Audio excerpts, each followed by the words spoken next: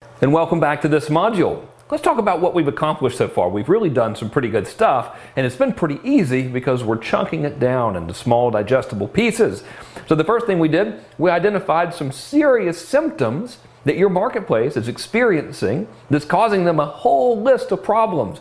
Then we created some lead magnets to help guide them through the solutions to each one of those problems. Then we created landing pages that advertised each of those lead magnets so we could capture multiple segments of your marketplace and get them all into a centralized promotional system. Then we began establishing credibility and authority, building goodwill, and genuinely helping people by creating your goodwill campaign. Plus, we created the opportunity for you to pitch multiple times, immediately upon opt-in with the liquidator offer, as well as multiple times for every single piece of goodwill content that you created. So all of this is a win-win situation, and now it's time to really take it to the next level. So here's where we are right now. First of all, we'll start. I will identify your list. So this little rectangle represents your list, and what we have now is basically the portion of your list that responded to your reminder campaign. So if you remember, let me write here. There we go. I know my handwriting is just terrible. If you'll remember, last week, what we did is we created that reminder campaign, and we set a series of emails that are reminders to get people to go and watch the Goodwill video. So immediately when someone clicked, this little C here will represent a click. Immediately when someone clicked, they're now placed into the Goodwill campaign. And I'll just call that GWC, and they have the choice to either buy or not. And of course, when they buy, we place them into a fulfillment and ascension campaign, which naturally we're going to be developing together later in this class. So what do we do now? We have two holes in this system right now. Basically, we have two things that can occur. Number one, what if they don't buy? And number two, what if they don't click right here during the reminder series, right? Well, let's fix that. First of all, let's address this. We know that if this represents 100% of your list, then we know that probably just a small percentage of them are actually going to click. Maybe, depending on the responsiveness of the list, 2% to 10%.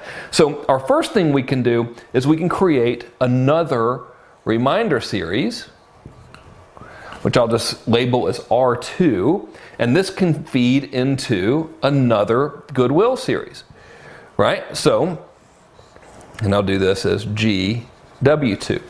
Now, mechanically, the way this works is identical to the way the original reminder series and the original Goodwill series worked. So let's say we send them 3 reminders for this one. If they don't click it, maybe we'll give them 2 days rest, and then we'll send them a reminder series to watch the video that spawns this one.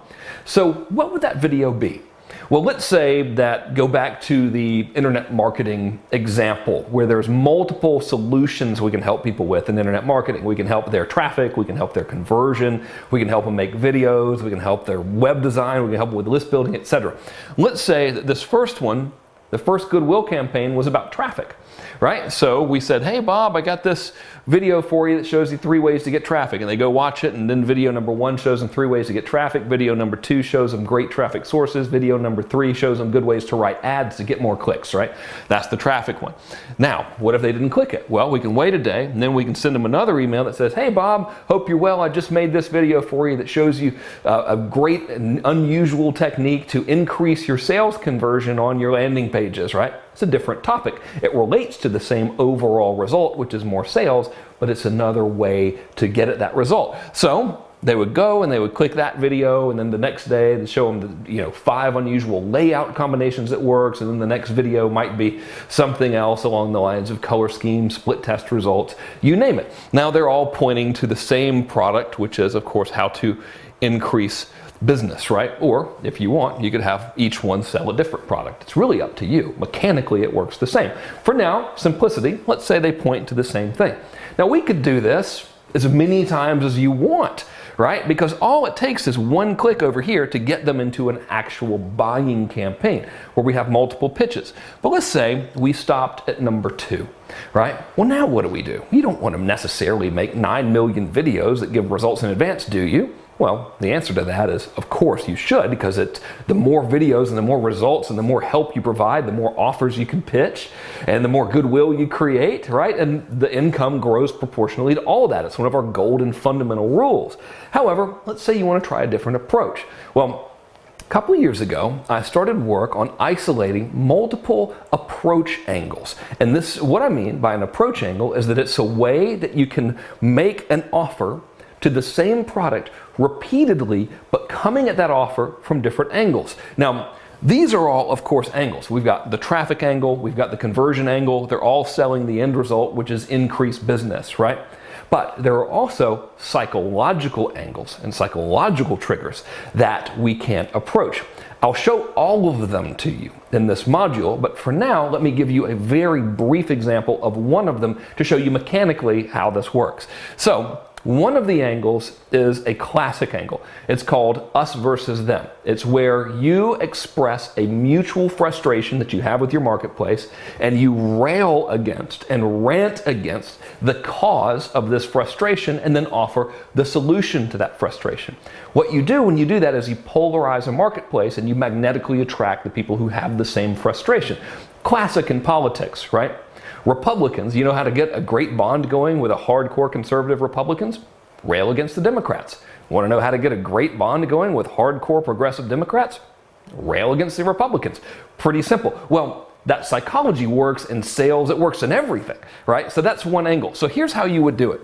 And I'll use up this whole block here just to make the writing a little bit easier. The first thing we would do is we would send an email and we would say something like, they suck. Well, maybe we would use better language than that, but we would express this frustration, the problem with the Democrats. Actually, let's take it back to marketing. Let's say the problem with these social media morons, right?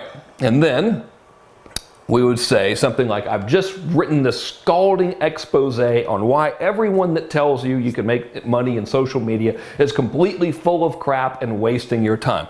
Go read it here before I get sued for printing it. Very inflammatory, very, very attention getting, right? So you send them to the article. And this could be an article, it could be a video, doesn't matter. It's just content. Now in this content, you say, listen, people say you can, and this is an example, I'm not telling you specifically what to say in an ad, but you could say, as an example, look, you know, all these people are trying to sell you these courses on how to make money by getting legions of Facebook followers and creating all these dumb games and all of this kind of stuff. Well, according to XYZ statistics, 99% of these companies completely lose money. In fact, it seems like the only people getting rich in social media are the ones that show you how to get rich in social media. However, there's a caveat. One of the great things about social media is it can be used as a form of real advertising. I'm talking about PPC advertising. Here are 5 ways to do that, right? And so you begin with the us versus them, then you lead into the solution, right, which is ultimately get more traffic or whatever. And at the end of this, you make an offer which goes back to here. And the pattern forward is something like this. Listen, if you read this whole thing and you're with me that you're sick of all this baloney and you just want to actually turn all of this activity into profit and results, then this training or this program or this product is for you. Here's what I got. Here's what it'll do for you. Here's what I want you to do next. You just siphon it right back to that offer. Also, if you wanted, you could add them to a little series that gave them more videos. But here's the thing. The minute they click on the they suck, us versus them angle email, they can be automatically deployed into a campaign that follows the very same structure. So tomorrow they could get another angle, another email, right? And just the guys who clicked could get another email and it could say, Boy, am I mad now. You know, one of these morons that is a big social media activist that seems to believe in the unicorn-like fantasy that you can get rich by posting pictures of cats wrestling on Facebook just wrote this stupid thing claiming XYZ. Here's why it's a bunch of baloney, and here's the only way to do it. And you can just take them down that path because they have responded to this frustration with, in this example, social media gurus, etc. So you use that as leverage to sell the whole thing. Then you can continue with multiple angles. Now, here's what's interesting. Like I told you, a couple years ago, I began isolating and documenting these approach angles that work. And I used them for my own personal use and kept them in a little Moleskine notebook. One time, I had about 20 of my $5,000 a month clients with me in a meeting, and I had a couple $10,000 a month clients with me then as well, and I shared these notes with them. I just drew it out on a whiteboard, and I talked to them for about 2 hours, kind of showing them how it worked and brainstorming back and forth. Hands down, unanimously, they agreed and immediately said that that was the most powerful information on the psychology of getting into your customer's head and forming immediate lightning bonds with them that they had ever seen. So I went back, I took my notes, and I created about a 30-minute, very concise, nothing but meat presentation that walks you through each and every one of these angles. Now, this presentation has never been shared outside of people who paid me a bare minimum $7,500 to receive it along with some other training. But what I've done is I've created a version of it specifically for you to apply to this training, and I want to share that with you in our next video. So here's how this is going to work. First, I'm going to share with you what these angles are, the psychology behind them, and why they work. Then we're going to learn how to deploy them mechanically into your sequence, into your follow-up sequence, and then after that, we're going to address these guys who are clicking and going through these things, but still not buying. I'm going to show you how to create something called a countdown campaign, right? So we have a lot of work to do in this module, and a lot of money to be made as a result. So let me take you to the computer, show you this angles campaign structure and how it works, and let's get to work. I'll see you in the next video. Approach angles. This is specifically a presentation on how to keep promoting the same offer over and over again while holding the attention of your prospects and simultaneously adding value to them. Of course, it's by me, Dr. Frank Kern, attorney at law, chief engineer with NASA. And I don't know why I chose that photo on retrospect. It looks like I'm in the middle of an argument or something right there. Anyway, let's get that off the screen. Let's go. Angle number 1. I call it yay minus boo. That's very professional sounding, I know. Let me explain. For example, your angle might be how to X, which is something good, without having Y, which is something bad. So to be more specific, your approach angle might be how to increase sales without buying more ads, right? Increase sales is yay, buying more ads is boo. The how to yay minus boo formula has been really, really popular in terms of headlines and bullet points, but it is also a very, very useful approach angle. And I'll talk to you about the deployment of this angle in a minute. Let me give you a few more examples. Example number 2, how to get more traffic without advertising. In this case, get more traffic is the yay, advertising is the boo. Although advertising should always be a yay, assuming you're getting a positive ROI. That's the name of the game, right? So the next example, how to earn a degree without going to college, right? This would be if you were writing some sort of a report or article or maybe even doing a video talking about the merits of correspondence school, right? How to lose 12 pounds without exercising. This would be where you're selling, I don't know, methamphetamine or some sort of a starvation diet. Who knows, right? But these are all angles. So now let's talk about the deployment of these angles. How do you present them to your audience, right? So the first thing is you can actually frame an entire sales letter or sales video about, or rather around this angle, and use this angle as the main USP. For example, if you had a product that was some sort of a diet pill, your whole angle of sale, the entire sales message could all be, here's how to lose 12 pounds in a week without exercising. And then, of course, you talk about the benefits of the magical ingredient that happens to be in your, super skinny 2000 pill, and then you talk about how great the super skinny 2000 pill is going to work, and then you, of course, add your bonuses and your time deadline, and you make your offer. So you can certainly use this angle as your entire sales message throughout your entire campaign. However, let's say your sales message instead is something like introducing the amazing discovery from the rainforest that allows you to lose as much weight as you want, right? Well, that's your main sales message. In that case, you can then write an article about how to lose 12 pounds in 10 days without exercising, and you talk about holistic ingredients and increasing the body's thermogenic capacity, etc. within that article.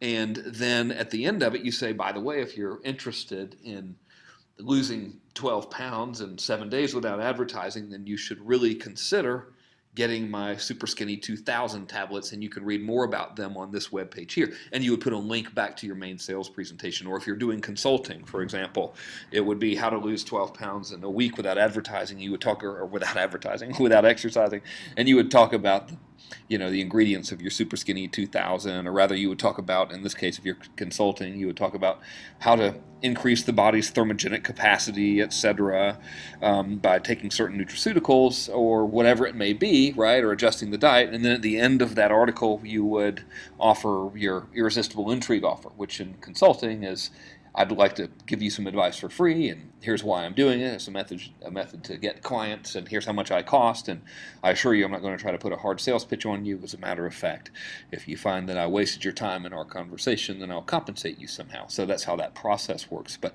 regardless of what you're offering at the end of one of these angles, that's how you structure it. Angle first, offer later, right? So you could do it in written capacity as an article, a PDF, or a blog post.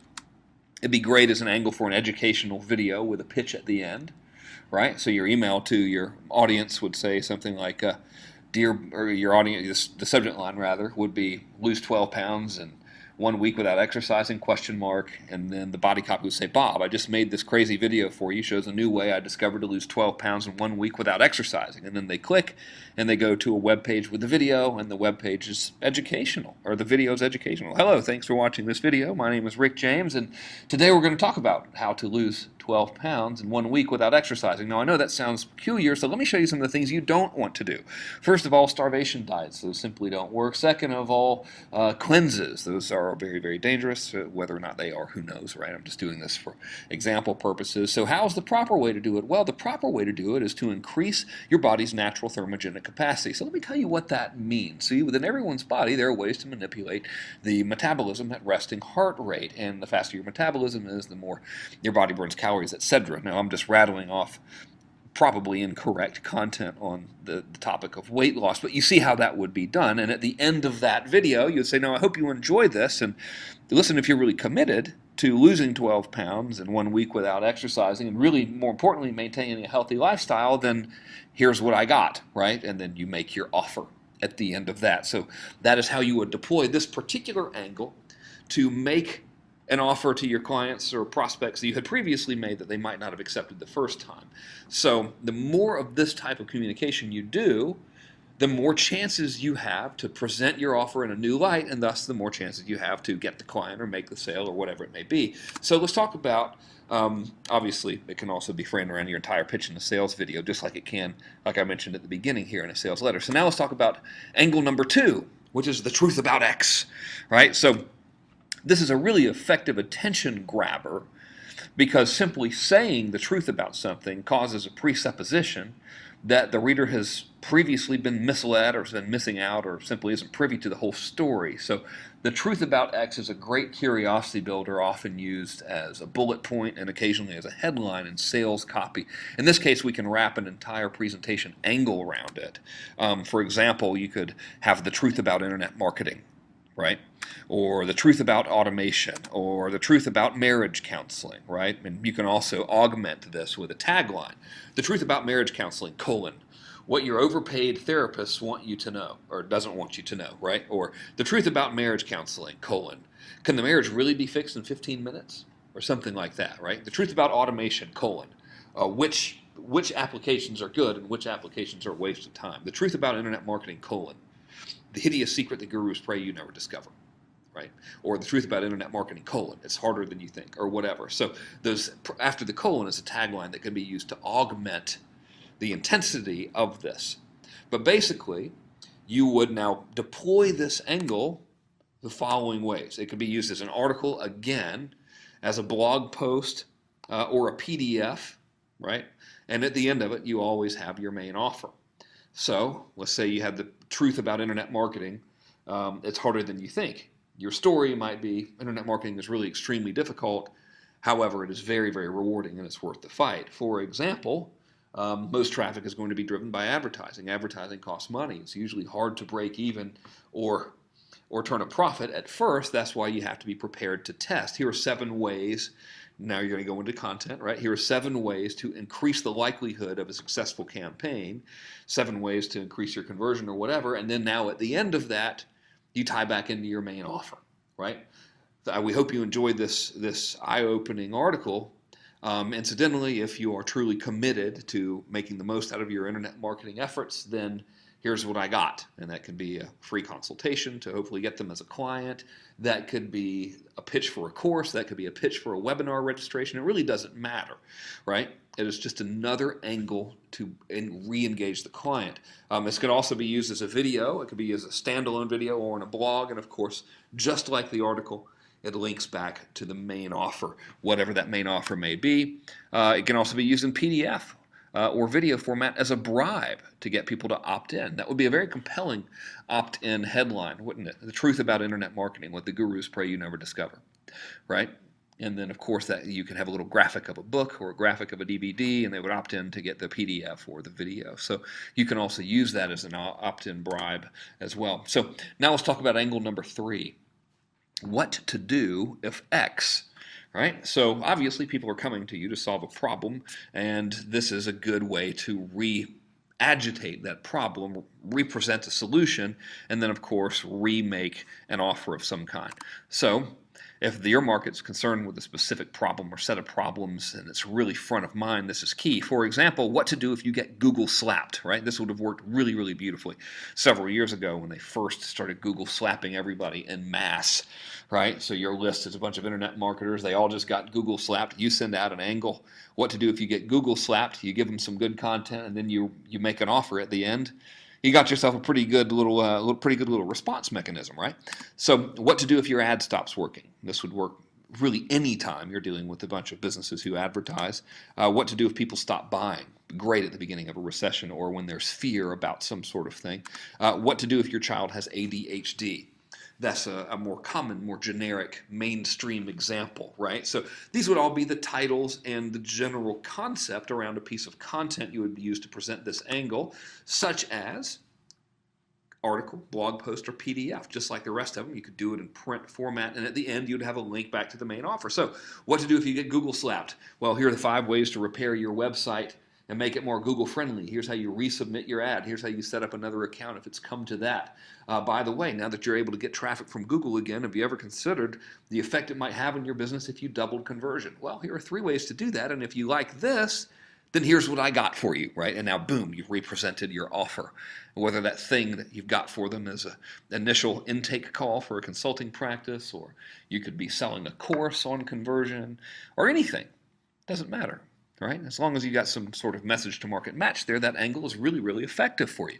So you can also use it as a content video, right? Exact same format, exact same framework as you would in the article, but some folks like making videos. I'm one of them, right? So this is a great angle for a video. And then of course at the end of the video you can say, now listen, why would you ever want to rely on Google alone, right? Did you know that there are 15 other traffic sources out there when combined are 45 times more likely to send traffic than Google? That's what the statistics say. Would you like to learn how to do it? Well, here's what I got. Boom. And now you're right back into whatever it was you had offered.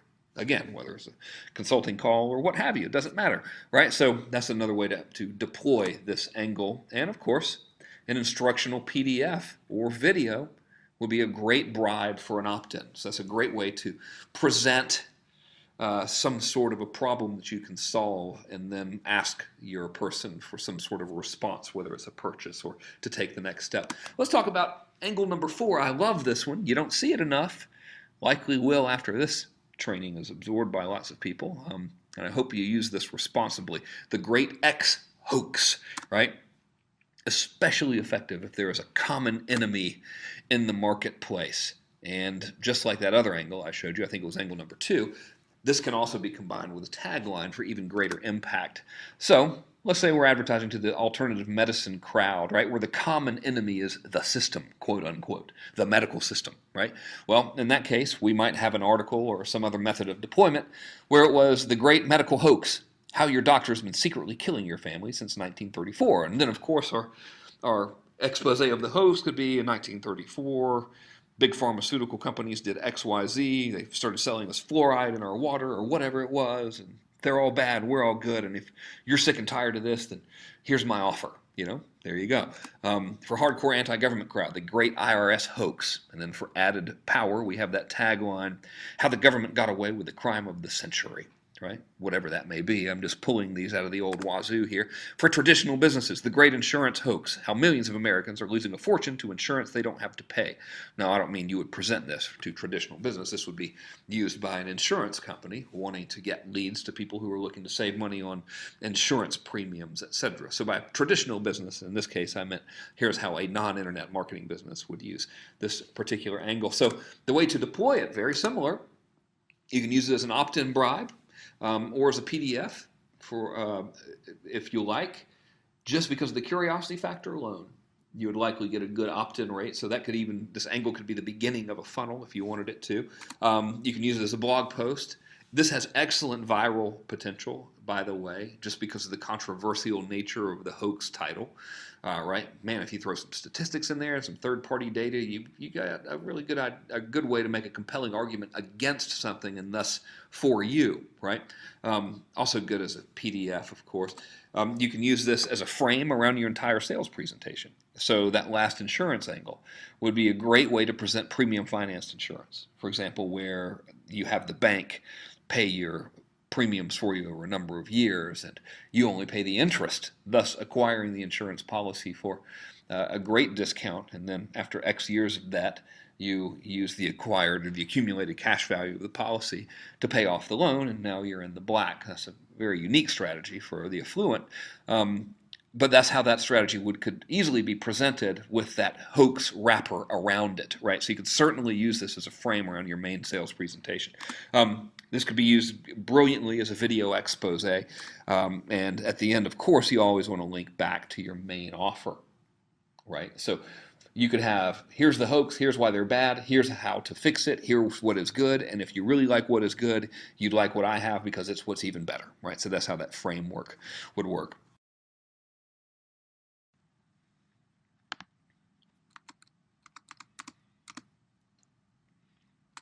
So now let's talk about angle number 5, the open letter. This is a very effective means to deliver frank talk about a problem and the solution to the problem. It's a great way to sort of get on a pedestal about something. So for an example, an open letter to marketers who've bought everything but still aren't making what they want, right? So this is a way for me to get on a soapbox and sound authoritative and directly address the perfect target market who might be suitable for an offer about increasing revenue or something. An open letter to women who know they deserve a better man. Great way to open an argument for a dating service, right? This can also be used to bond the reader to you by attacking a common enemy. For example, an open letter to the IRS, right? And then you would rail against the IRS, and then at the end of the letter you would say, now if you, dear reader, are also like me and sick and tired of the IRS, then you should consider my tax savings program or something like that, right? Or you should sign up for the anti-government newsletter or something like that. Not that that would really make a very good title for a newsletter, especially in this day and age of constant surveillance. You'd probably be in Guantanamo before you knew what to do.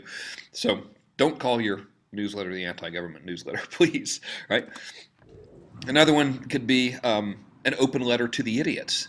I actually got an amazingly good response for this. I used it as an email subject line and then delivered the click to a blog post, and the blog post was about the stupidity of people who got angry when they were internet marketers who were marketed to, and then I turned that into an offer for a course about marketing for people who truly love marketing and aren't offended by marketing. It worked really, really well. I should use it again, as a matter of fact. So here's how to deploy angle number 5, right? Best used really as a blog post or a standalone article. Not that great an idea for video when you're talking about an open letter, right? You can also use it as a PDF to mail to your list, right? And just say, hey, listen, this is so important. I didn't want it to circulate, so I sent it to you as a PDF or something like that. Keep it between us, or I'm about to send this letter out. Let me know what you think. Here's a link to the PDF of it, etc. And then, of course, at the end of the letter, you tie back in your offer, right? Blog post or article with Facebook comments enabled is likely to have really, really good viral potential, especially if you make it a little bit controversial or you rigorously attack a common enemy or a common problem. Right? That'll get a lot of good virality going on from that. Like I said, though, always remember to link back to your offer at the end. Right? So angle number 6 is a declaration of war. Talk about getting serious here. My gosh. I originally discovered this concept by listening to Dan Kennedy interview a client. The client, I believe, was in the small store electronics niche, and he was trying to compete with big box chains like Best Buy and who's the other one? Circuit City. Right? So his whole position became that he was declaring war on the big box stores, and that the big box stores, were actually overcharging customers, and his small store provided better service and a better overall deal, and customers should join him in this open declaration of war by refusing to support the big box stores and buying their home electronics locally instead. Right? So that's a good way to deploy that for sure. War can even be declared on a person or a group or a common enemy and us versus them storyline or a commonly shared problem. So if you wanted to be yet another person who decided to make their whole sales angle, the gurus are bad and I'm good, although that's a bit overplayed, a great way to use this angle would be war declared on internet marketing gurus, right? And then your article would say, something like, dear friends, I've decided I've had enough. I'm declaring war on the internet marketing gurus and all of their ridiculous launches and their insistence on selling you more and more products that you're never going to need.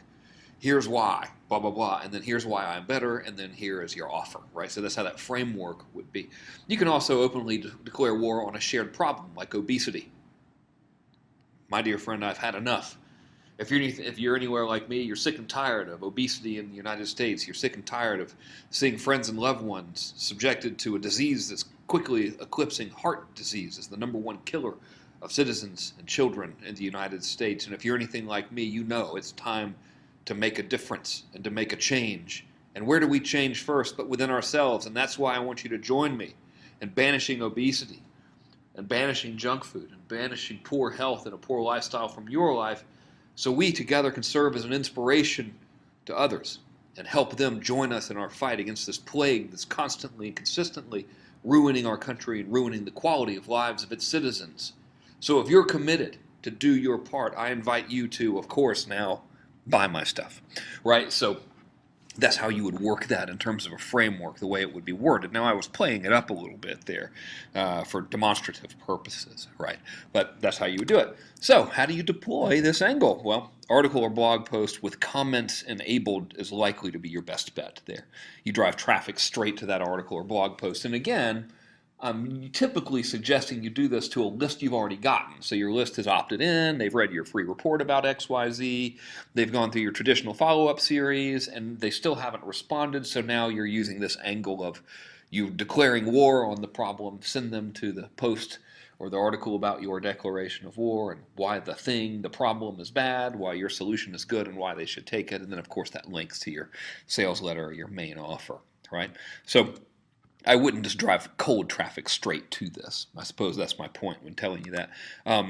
It's always best to use email as a pre-frame, like I said. So, for example, your email subject could say, "This means war," and it could send them to an article on your website, and that article would say, "War: Why nutritionists have finally declared war on Big Pharma," right? And now you're railing against the medical system's propensity to prescribe against symptoms versus holistically treating the actual disease, and then you now talk about the benefits of holistic nutritional healing, and then, of course, you make your offer. That, of course, in that example, you would be selling alternative medical information or holistic healing information or something of the like.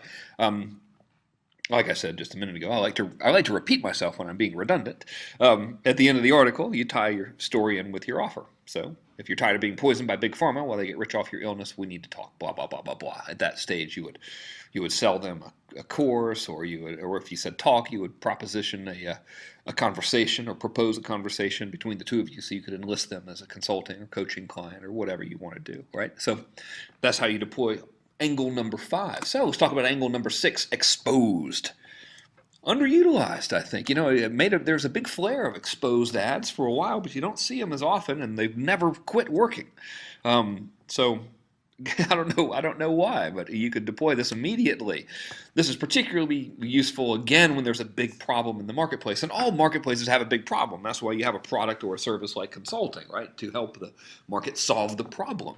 So it's basically particularly useful all the time. For example, to the internet marketing crowd, expose the fatal flaw with launches, right? Your email would say something, subject line would be, of your email would be something like launches exposed, and then your body copy would say, I've just written this particularly brutal article exposing the fatal flaw with product launches, ... and why you should never do them. Please let me know your thoughts here, and you link it back to the article. And now that's the headline of your article, expose the fatal flaw with launches. And then, dear friend, if you are like the millions of marketers who are relying on product launches to make a living, you've probably noticed they don't work anymore. That's because they have a fatal flaw that no one ever tells you about. A fatal flaw that makes them 15% less profitable than even the worst advertising campaign in history. Here's what it is. Here's how you fix it. Here's what you should do. Here's what you should do next, which of course now you tie in your offer. Again, so that's like a loose framework of that.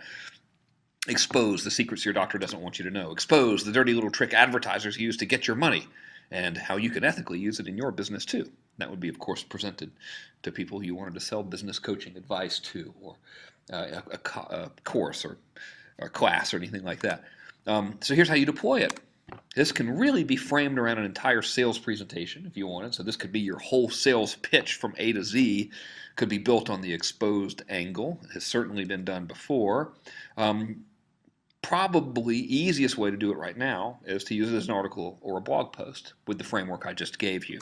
Yeah, you can also use it as a video, especially effective if you're exposing an opportunity or loophole that can be demonstrated. For example, if you have an alternative or an alternate use for a software or a tool, or an unusual use for a common item, such as exposed, weird little loophole in WordPress allows you to siphon off affiliate commissions from your competitors.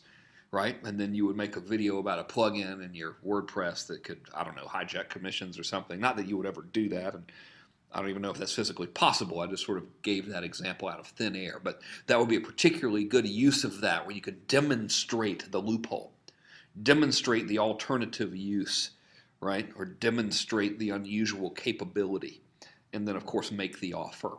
Yeah? So let's talk about angle number 7, man, or, of course, woman. On a mission, right? Now this is powerful.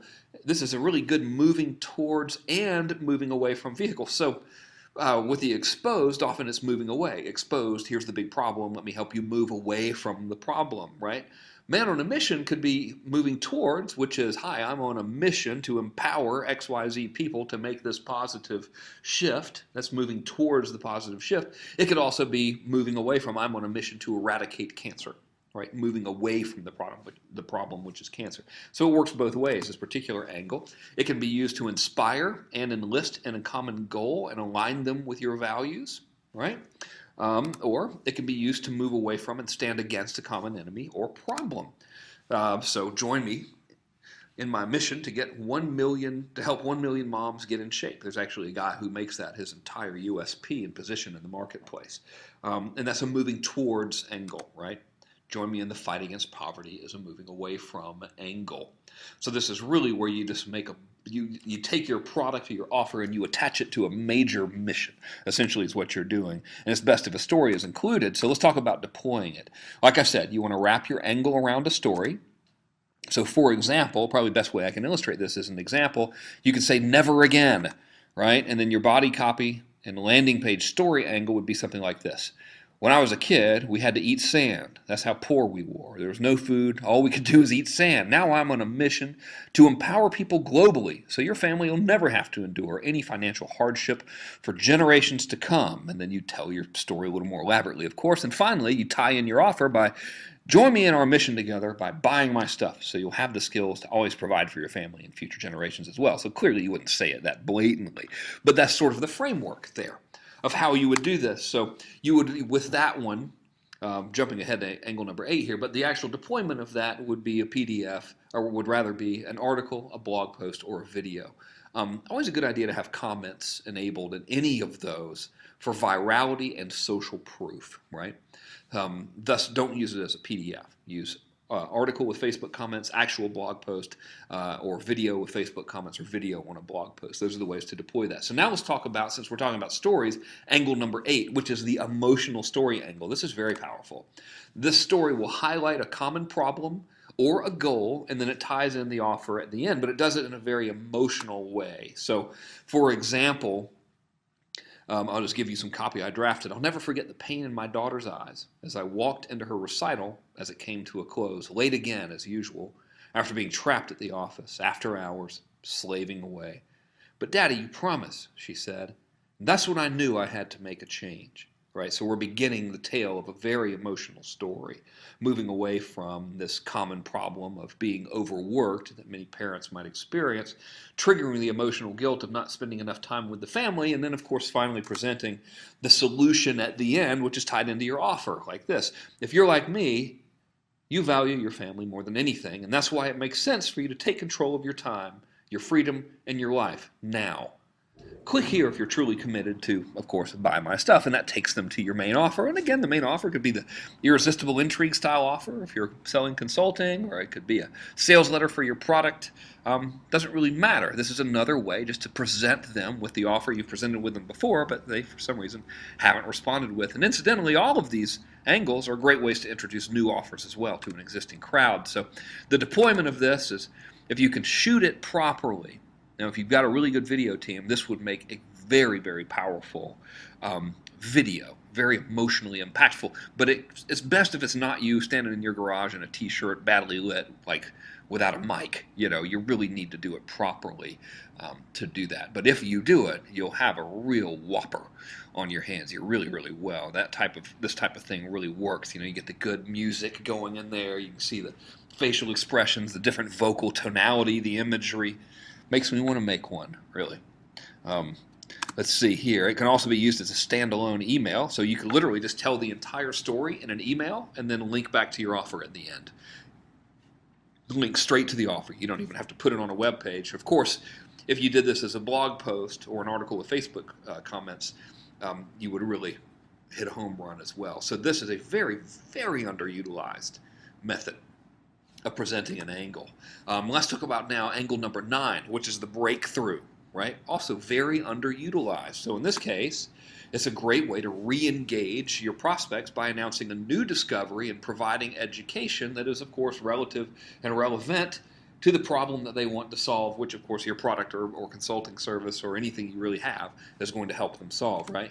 So, for example, in this case, your email would say breaking news, and the angle of the email and the angle of your content page would be, this is amazing. I just uncovered a breakthrough way to triple your opt-in rate. It's so simple that I thought it was a fluke at first, but I've been testing it for the past 5 days and it's holding strong. I've made this detailed case study for you here, and of course the case study is going to be a website with a video on it, or a website with a PDF, or a website with a, an article or case study or whatever on there, which then, of course, at the end, ties in your offer. Listen, if you like this type of thing and you're really committed to getting these results and you're really going to enjoy my stuff, click here to see it. Click here to take advantage of it. Click here to claim a copy. Click here to schedule a call with me, whatever it may be, right? So again, we're tying in that main offer there at the end of this new angle. So the deployment of this, great as a video, great as an article or blog post, could potentially be used as a bribe as well, if packaged properly. So, for example, Facebook ads saying, breaking news is the headline of the Facebook ad. Your image is a guy with a very surprised face, and the body copy says, unusual method triples opt-in rate. free video reveals all. And then, of course, they click to your opt-in page to watch the video. That would work pretty well as a bribe, right? So let's talk about angle number 10. Last but not least, angle number 10, you're mad as hell, right? So great way to align or realign your audience and prospects against a common enemy or problem. For example, you would say, I'm mad as hell and I won't take it anymore. This could be your email, by the way. Literally, your subject line could be mad as hell. And then your body copy could say, I'm mad as hell and I won't take it anymore. If you're like me, you're sick and tired of paying more taxes than the average person only to watch these lazy slobs sit on their asses and collect welfare. That's why we need to take action now. And now from an email, you could say, go here to watch this video showing you how to take action, or go here to read this brilliant or this scathing report on how they're screwing you and how to screw them even worse. Or you could continue in your email and just do the whole thing in an email. Listen, if you're serious about change, I can maybe help you structure your estate and only pay 20% tax instead of the criminally high 45% you're being forced to shell out now. Here's how to find out if I can help you. And then you would introduce your irresistible intrigue offer for consulting, or you would introduce your product, or whatever it may be, right? So the deployment of this, like I said, great standalone email, right? Standalone email, I'm mad as hell. Here's why I'm mad. Here's why this is bad. Here's why I'm good. Here's how to get more of my good stuff is the framework, right? So all of that can be done in a simple email, which then now sends them right back to your sales letter at the end, or whatever it may be. It can be a ranting blog post, and it can also be used as video. If you're doing this in video, it's a very good just talking head style video of you at a desk or you in a chair, and the more emotionally charged you can make it, the better. The trick to this is you don't want to just say you're mad as hell and then join me in being mad. You want to say, I'm mad as hell. Here's why the problem is bad. Here's my solution, aka here's why I'm better, right? And then you give them some information and education in that solution, and then the call to action to get more of the solution, right? So as a word of caution, don't just try to use the anger to get the attention. You always have to end on a good note, and associate yourself with the goodness, the solution there. So what is left to do now after discovering these 10 angles of approach is to get down on it. I strongly recommend you use all 10 sequentially. They don't have to be in sequence, but all 10 in a single follow-up sequence. So if someone still hasn't purchased from your main follow-up sequence, they still haven't purchased from webinars or whatever, and you don't want to resort to broadcasting them about launches or miscellaneous affiliate offers, use these angles to re-engage them. It's a great way to provide good and useful content and entertainment, as well as align yourself with them and, of course, represent your offer. So you got 10 different ways to do it.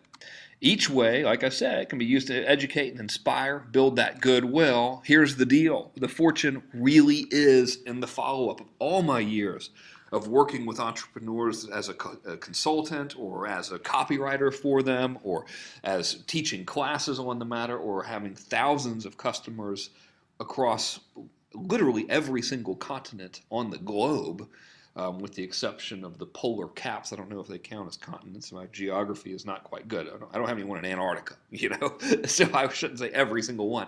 But thousands of customers, really the number one underlying thing that is keeping them from making the most money possible is not following up properly. So although this video wasn't hours and hours long and was not complex and not difficult, please do not make the fatal mistake of underutilizing its capacity and underutilizing the power of what I've just shared with you. If you deploy these angles, and if you do even just a fraction of what I have told you to do and add this to your follow-up as a way to re-engage and represent your offer, you will without question succeed. There is no way to go wrong with these angles, assuming you have something good to sell and are able to present it in a good way.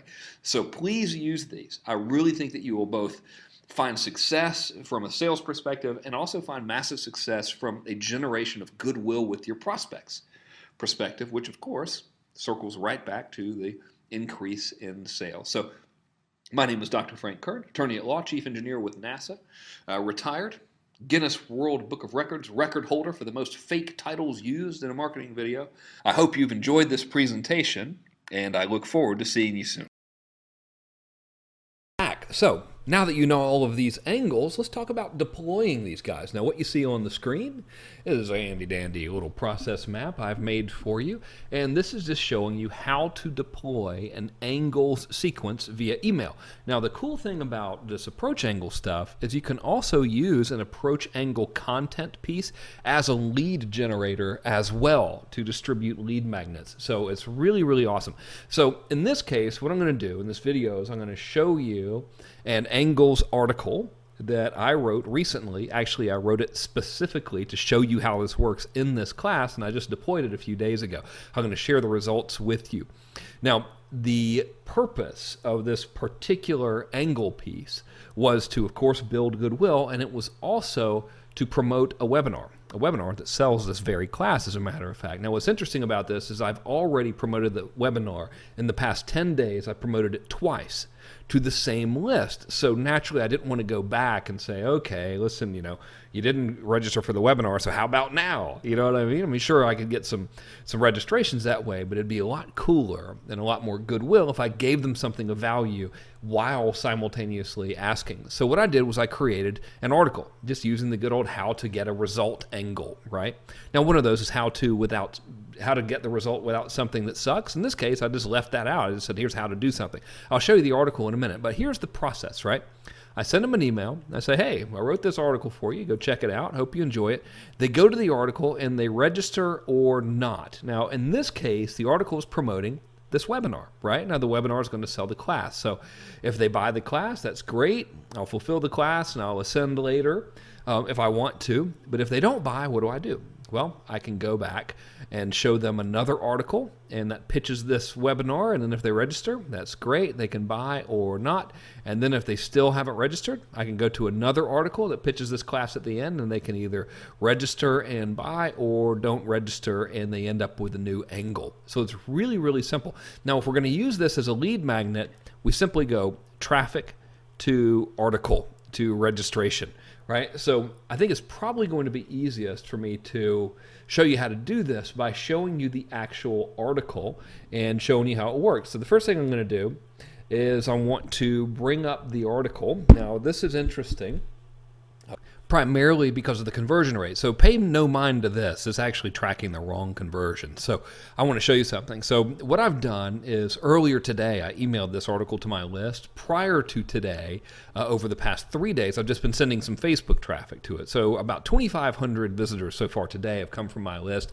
And prior to that, about 2,500 have come from Facebook. I just wanted to get a lot of visitors to really give you an accurate conversion. Now, there's a tracking pixel. I'll tell you what I'm using here in a minute. There's a tracking pixel tracking a different conversion. It's for a purchase of a product on this one. So it just so happens that some of these visitors went on to purchase that product like through some other funnel, and it's registered that. But what the real conversion that actually matters is how many of these people actually went to the webinar page and registered. So let's have a look at this. Had 818 people go to that article and click on the webinar page and then register. So I'll do the math here real quick off screen. 818 divided by, how many visitors do we have? 5,000 is 16.29% opt-in rate. Now, here's why this is cool. That means 5,019 people, I think it was, have gone to this page so far. And I'll go over the page with you in just a second. But what 16.9% of them have done is they've read all the way down to here. They've clicked this link, and then they have gone and they've registered for this webinar, right? So that means what's happening is I'm getting a pretty good conversion rate from click to opt-in, which is awesome. Now, granted, yeah, I could get more registrants if I sent them straight to this page instead of to the article. But think about the quality of these registrants now. They've read all of this. They're already pre-indoctrinated to kind of like me because I've helped them out. I've generated that goodwill. They're a lot more committed because they've gone through all this work. They had to read all of this stuff just to see about the webinar that it even existed. And many of them had heard about the webinar before and hadn't responded, and that's where this is really, really powerful. So the guys from Facebook, I tracked it separately. Before today, just from Facebook traffic, it was converting at about 12%. Now I've bumped up my conversion because a lot of my readers have now seen this page that already know me, so that's bumped up. So the readers, the 2,500 people who clicked today from my email list, and counting by the way, they'd already heard about the webinar, but they hadn't registered. So now I got them to register by selling them on the idea of registering using the how-to angle. Now, let me show you something else that's really cool.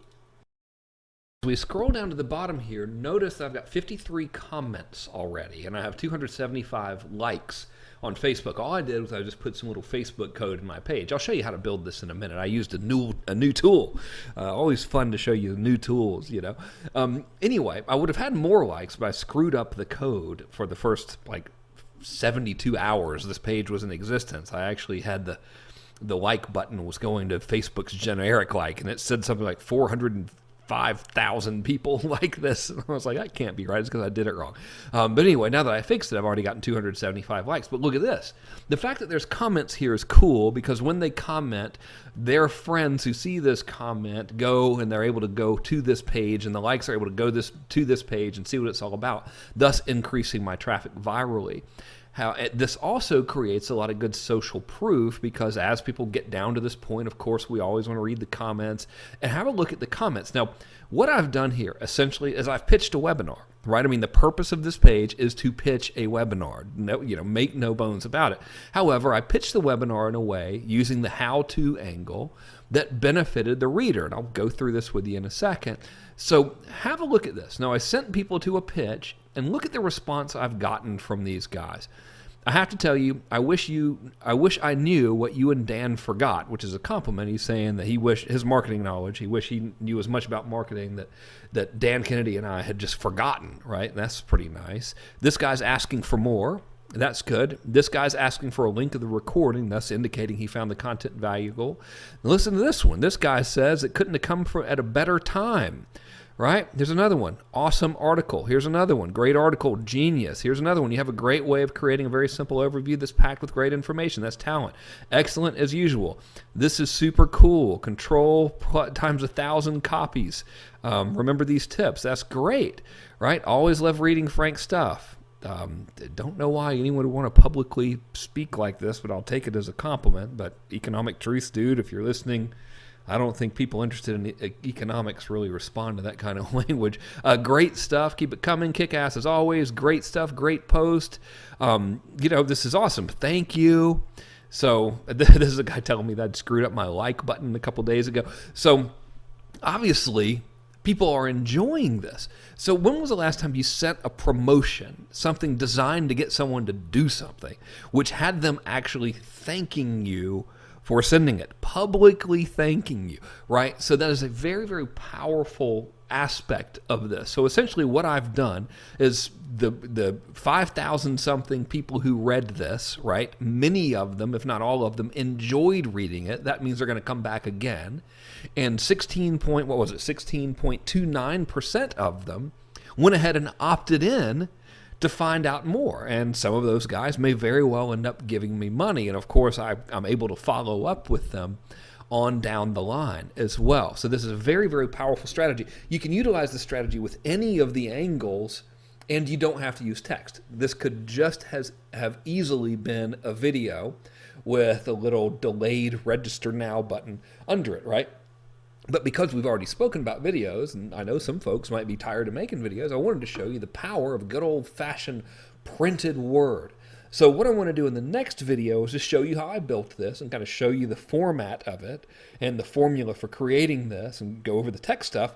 And then I'll show you how to actually deploy all of this stuff in your CRM, all right? So I'll conclude this little brief video here, and in the next video, we'll get back to work with some actual creation. I think I did a pretty good job of making the case that Angle's content pieces, such as this one, are good to help you further your mission, whether it's to sell something directly or get a registration for a video series or an opt-in to a Goodwill campaign or anything. So I want to show you right now in this video how to sort of structurally create content like this. Not mechanically in this video. I'm not going to show you how to build the page. I'll do that in the next one. But from a perspective of start with the headline and here's how to make the points, that's what we're going to do in this. And I'm going to show you how to do this using a new cool tool that allows you to draw on the screen. And this guy, if you got about $1.99 laying around, you can go get this from the App Store. If you're a Mac user, it's called Screen Marker.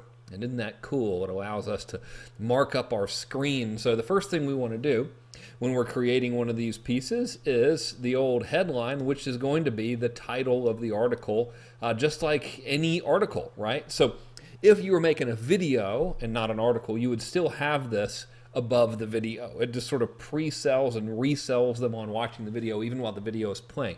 But let's address this, the purpose of this tutorial, as if you were writing this as a piece of printed content, just to switch it up a little bit.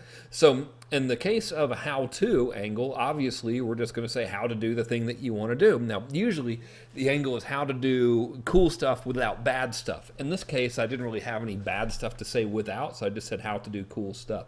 If you're doing like an us versus them type of thing, this could be 9 lies that your stockbroker tells you and how to overcome them, right? If you're doing the angle of, you know, the breaking news or the amazing discovery, it could literally be something like, here's the amazing discovery that helped me lose 6 pounds in 5 minutes. It's called, you know, norovirus or whatever it is, you know what I mean?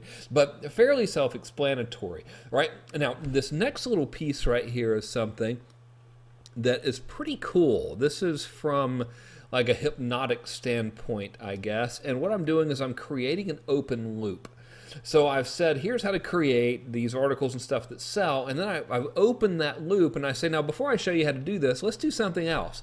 And so now they're going to start reading all of this. But their mind is going to be thinking, okay, well, any minute now he's going to get back to telling me how to do this main thing. I did that for a reason. I want to keep their attention. Anytime you can open loops like that by saying something like, you're never going to believe what happened on my date Thursday night. That's the opening of the loop, and then we change the topic to something else. But before I tell you about it, let me tell you about this book I just read. We've opened that loop and we've got their attention, and that their brain is going to want the closure to that loop. So it allows us to sort of ease into the subconscious a little bit. So step 1 is going to be title, which is in line with the angle itself, right? Step 2 can be the opening of the loop. Alrighty, so I'll get rid of this marking real quick here. Oh, whoops, hang on. Need to know that you don't actually have to do an open loop. I just like to get kind of fancy with this stuff. So I could just as easily have begun this by saying the first thing, well, here, right back over here. I could have begun by saying the first thing you want to do if you want your article or content to sell is you need to make sure it gets and then devoured by readers. So I could have easily gone straight into the content. So if this concept of open loops seems confusing or weird to you, just do what feels natural, which is to go straight into the content. Either way is okay. I just like to get a little bit fancy. Anyway, step 3, if we are doing open loops, is step number 2 here, right?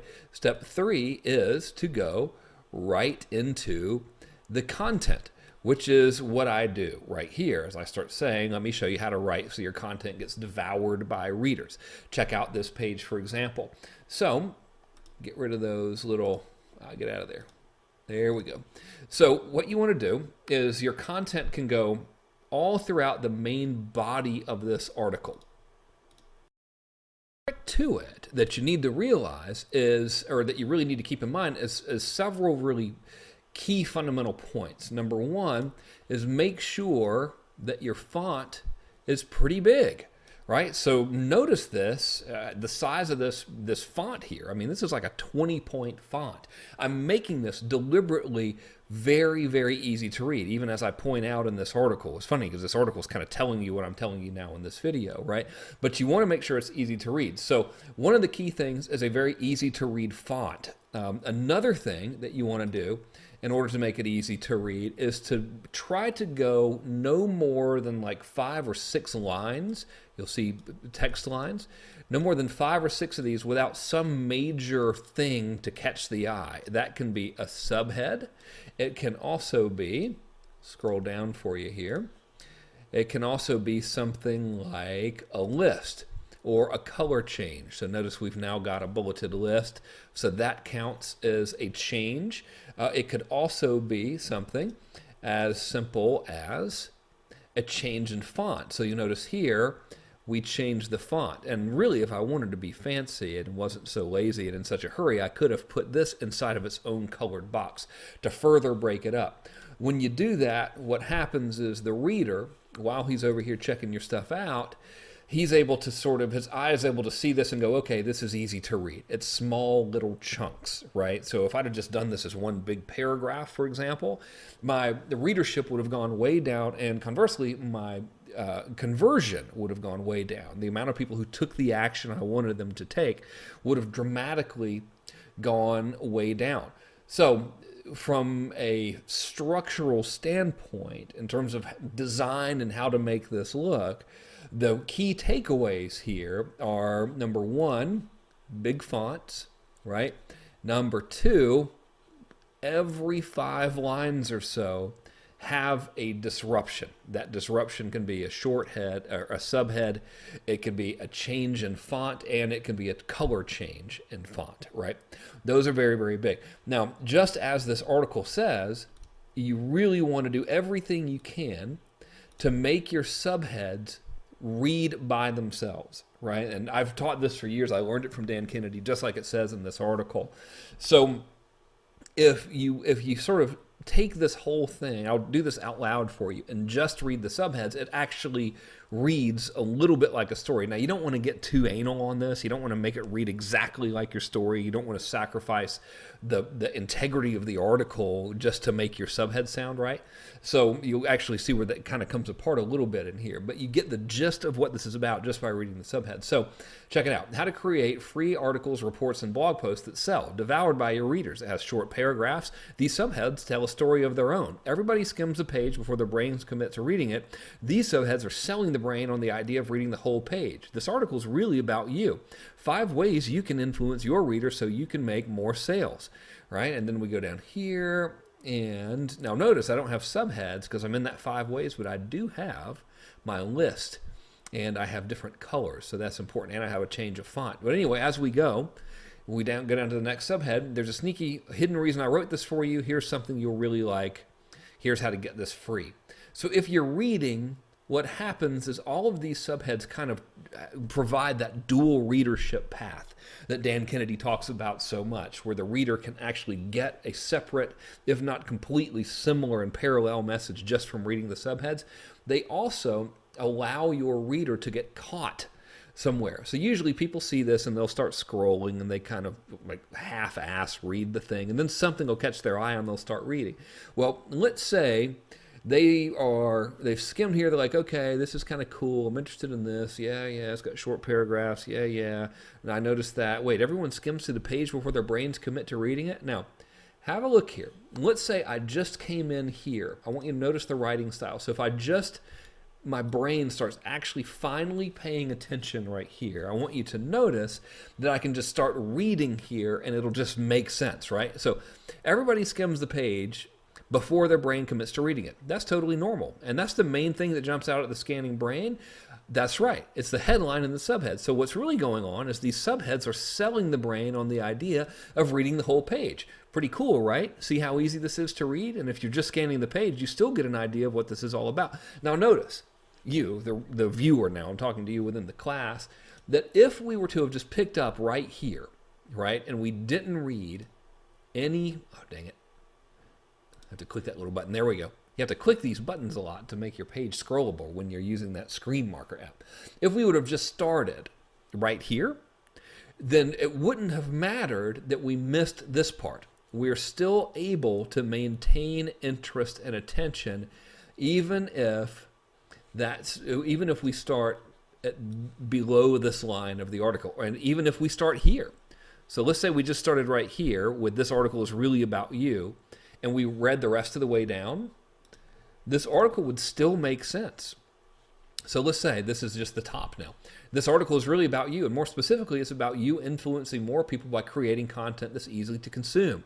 After all, if they don't actually read what you're putting out there, how can they learn about all the benefits you have to offer? That's why we've got them reading your stuff, or rather, so now that we've got them reading your stuff, let me show you 5 ways to influence your readers so you can make more sales. Now, boom, we have got the reader's attention, and he's going to keep reading all the way down here, even if he started right here. Why? Because from every subhead, I have deliberately created, from subhead to subhead, a readable chunk that flows into the next one, right? And that's very, very important to do. Now, look, I got to tell you, the ugly truth about this is it's going to take some practice to be able to do it really, really well. That's why I want you to go ahead and start writing. And even if you feel like, oh my God, I can't possibly make it where they could just pick up anywhere in the article and it would make sense, that's cool. Don't worry about it. Write anyway, because the worst that can happen is your conversion's not 16%, right? Your conversion might be 10% or it might be 8%. Who cares? This is an angle approach.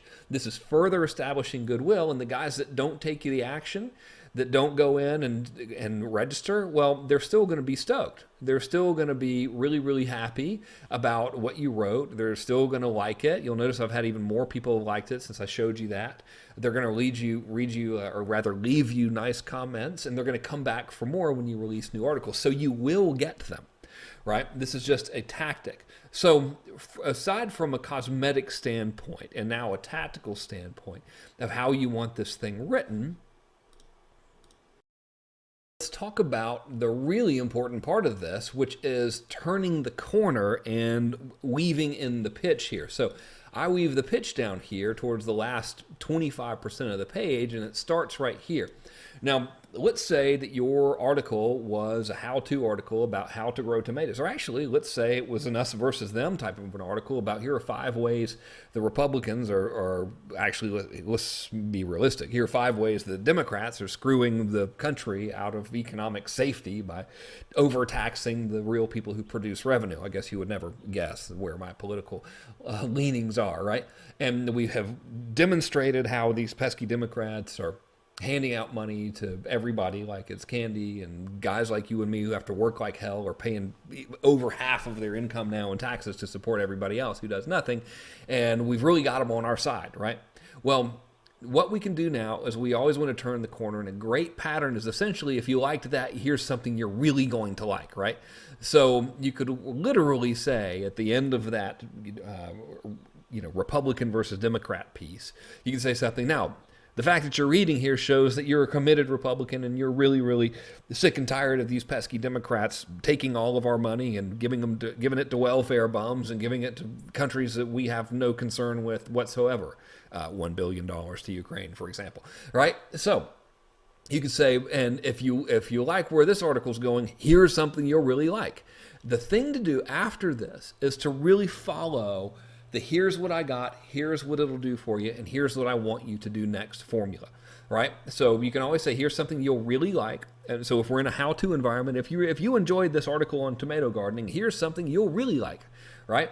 If you enjoy exposing those pesky Democrats for the lazy bums that they are, here's something you'll really like. If you, like me, are sick and tired of being overweight and finally want to change your life, here's something you really like. It doesn't matter really how you approach it. This just works really, really well for a segue. So now we've got the here's what I got, here's what it'll do for you, here's what I want you to do next. In this case, we start right out.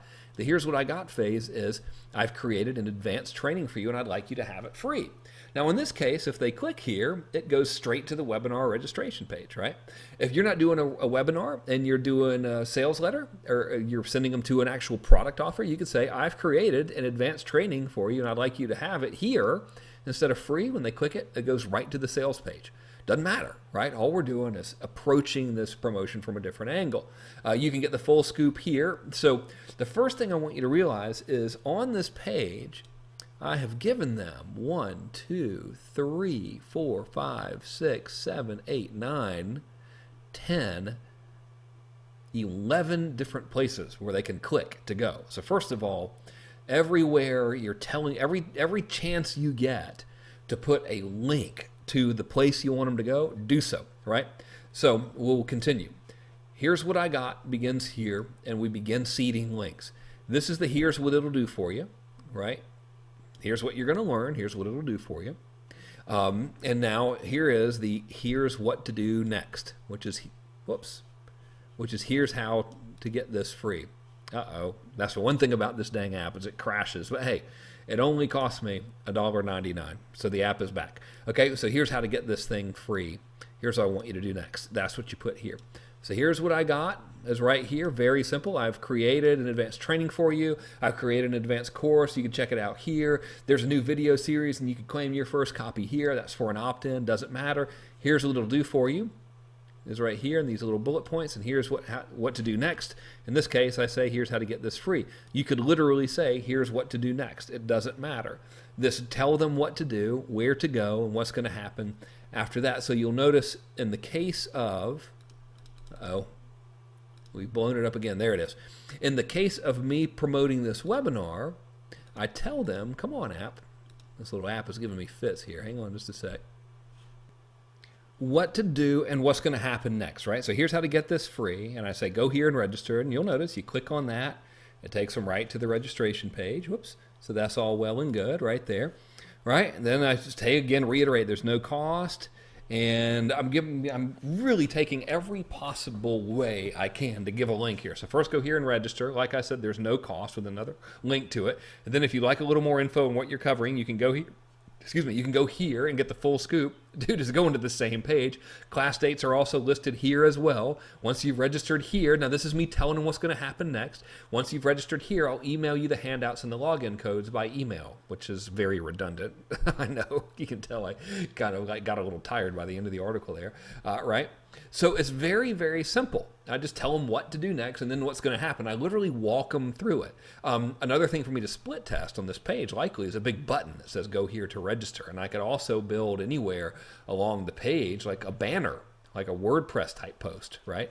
Which says, hey, free training reveals blah, blah, blah. So they could click on that to go there as well. The final thing is a PS. I like to have a PS in every imaginable piece of content that I can, because I think, look, I got another like there.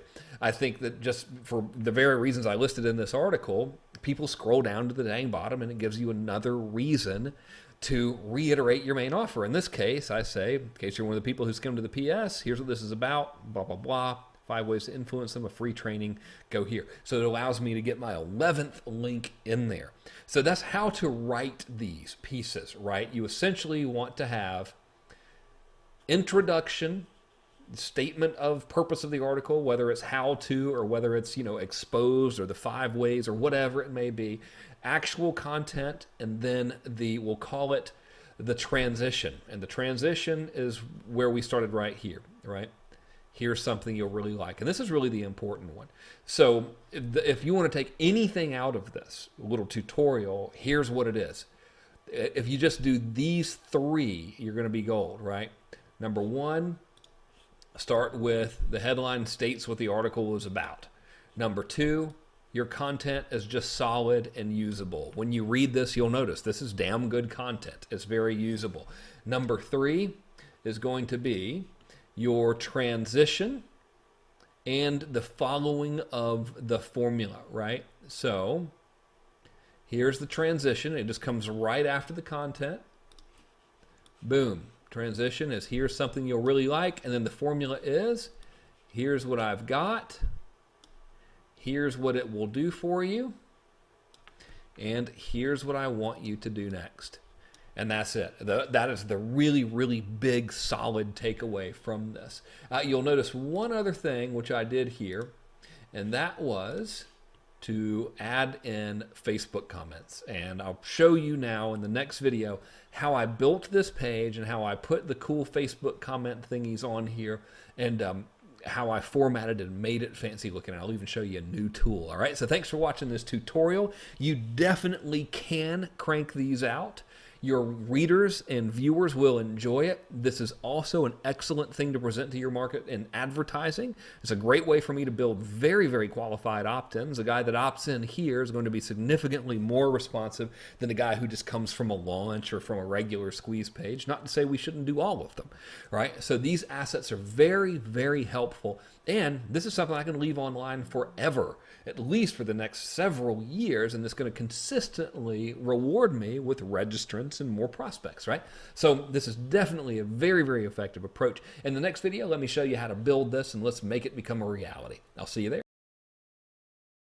Little page that I built was created with a new tool I want to introduce you to called Unbounce. And before we go over how Unbounce works, I want you to know that you don't have to use Unbounce to build pages like that. You can build them in simple WordPress blogs, you can build them using lead pages, and you can build them using Megaphone. Because I like technology and I like all this stuff, I just figured I would go ahead and show you another option and another cool tool for you. Believe it or not, I actually use all of the tools that I just mentioned, mainly because I enjoy this stuff. So the benefits of Unbounce are many, and the cons are few. So once you log in here, I think they're about $100 a month, by the way. Let's see. Let's see here. Yeah, about $100 a month. That's for 25,000 unique visitors every month. If you don't think you're going to get that many, you could spend $49. If you think you're going to get a whole bunch, you can upgrade to $199. I probably upgraded just because, you know, and they all do awesome stuff. And of course, you can have a 30-day trial. So how to sign up for all of these things is relatively self-explanatory. You just fill in some forms and stuff. But when you log in and after you've got an account, here actually is what you'll see.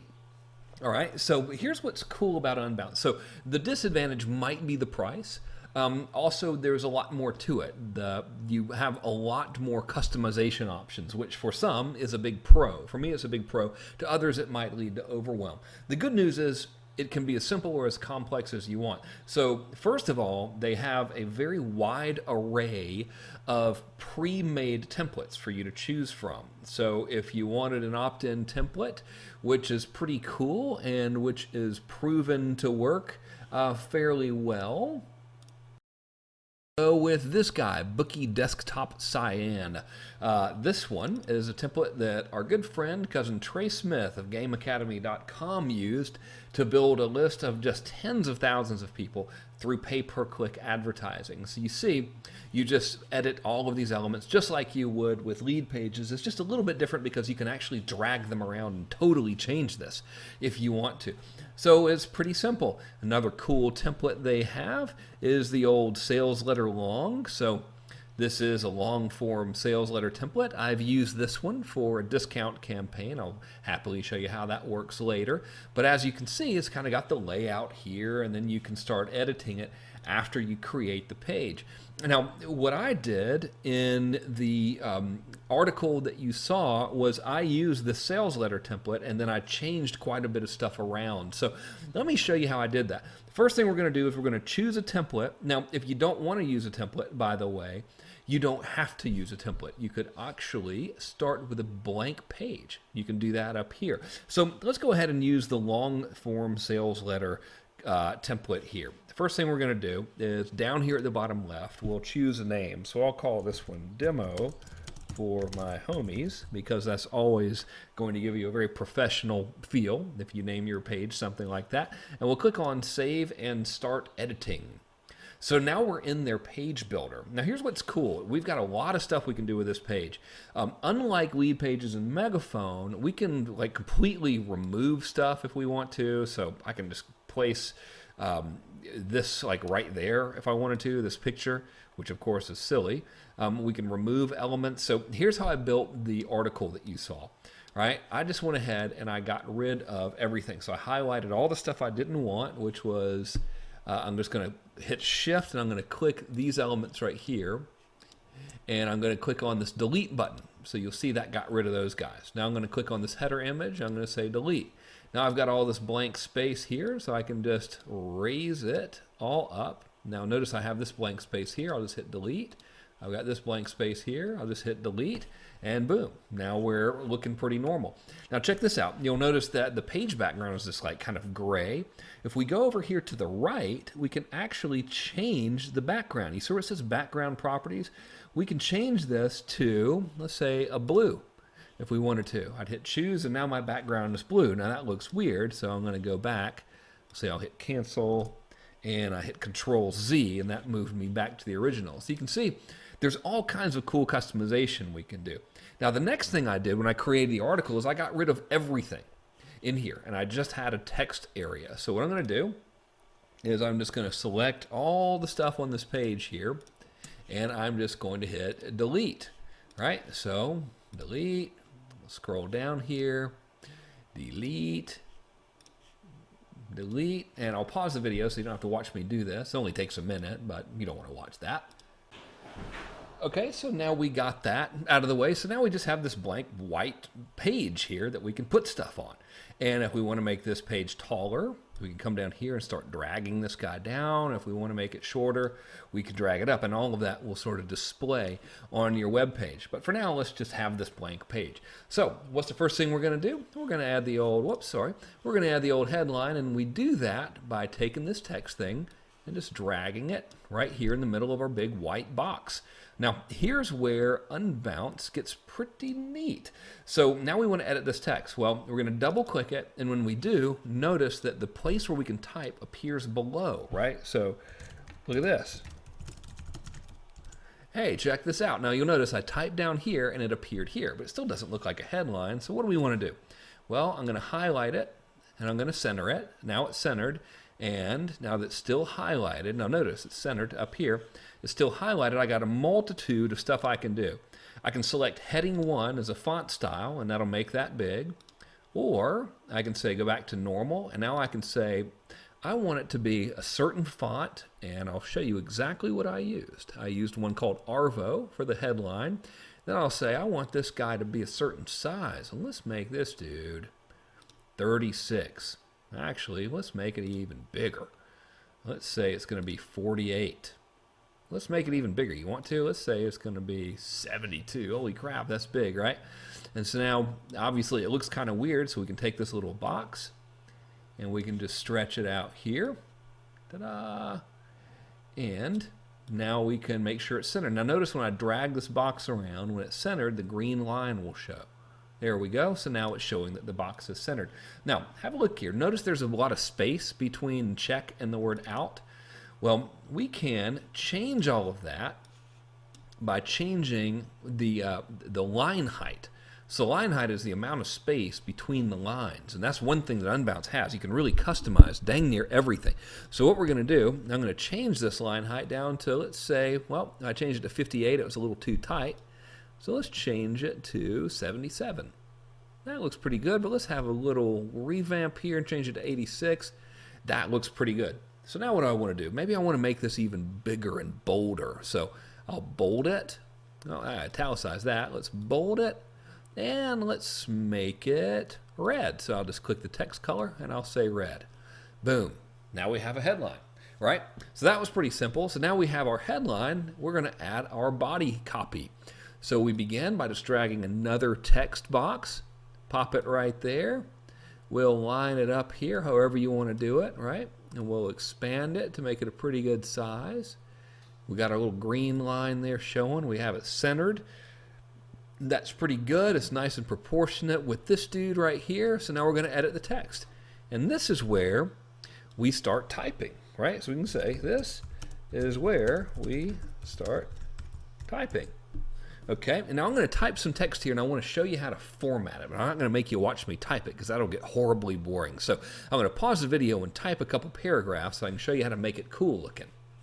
All right, so notice I've typed some stuff here, and the first thing we want to do is we want to make it look pretty cool. So I've got it double-clicked down here, which means our text editor is all the way down at the bottom. And I want to select all of this. I'll just double-click in here, highlight a word, hit Control-A. You can also, run your cursor over all of them if you want to. Just turn it all blue.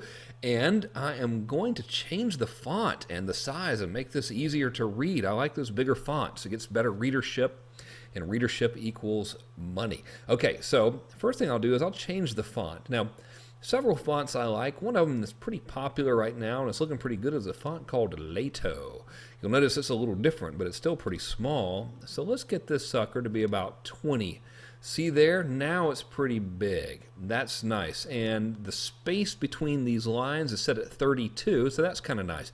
We can change that. If we made it 26, you'll notice it's a lot closer together. If we make this to 35, we'll notice it's kind of a little too far apart. So I'm going to stick with 32. So it's kind of a good rule of thumb, really. If you're writing an article and you're using unbounce, try a font size 20 and a line height of 32.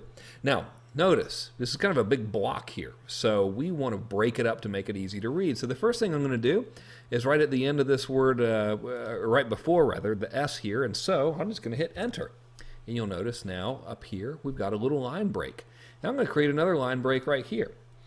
So that makes it a little easier to read. So that says this is where we start typing. So the thing to do is to really write like you talk. See? And I'll put a line break after C too, to really break that up and make it easy. So now as we scroll down here, I will say, look, like how I started with that last sentence with the word so. Nobody's every, well look, why would I say every? I misspelled that. So nobody's ever written, there we go, written like that in a professional article. But who cares? So what I'll do is I'll have another line break here just to make it look kind of better. And no one's ever written like that in a professional article, but who cares? Now I'll have another line break here. It gets read, and if you want to sell, people got to read it.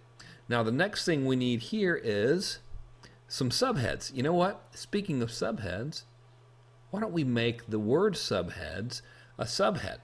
Right, so it'll look cool. So what I like to do is good old-fashioned Gary Halbert style. I'll put an ellipses after the word some. I'll have a line break here where I want the subhead to be. And then I always do that. I double-click here thinking it's going to edit, but you got to edit down here. So I'll highlight the word subheads. I'll center it. So now you'll notice it's centered there. I'm going to make it a little bit bigger. Let's have this guy be size 26. I'm going to put it a little capital letter there, make it look a little better. Exclamation point, and let's have it bolded. Whoops, made it a little too small there. Size 26 again. There we go, and I'll make it bold. Boom, so now we've got a subhead.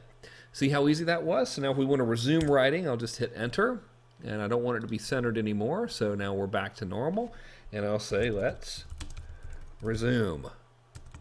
whoops, ...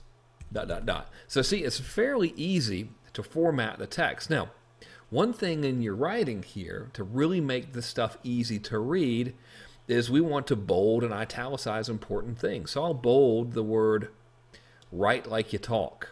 I'll make that bold. And then the word see, I'll italicize it by highlighting and pressing the I button there. Right? And then I'll italicize the words who cares. Right? And I'll bold if you want it to sell, people gotta read it. I'll bold that sucker right there. I'm gonna put an extra space in front of the word now just to give me a little bump there. Okay, and now that's looking pretty good. So it's really easy to format your text, right? So now let's say that you've got a testimonial or something, or you want to break up this page a little bit more with another element.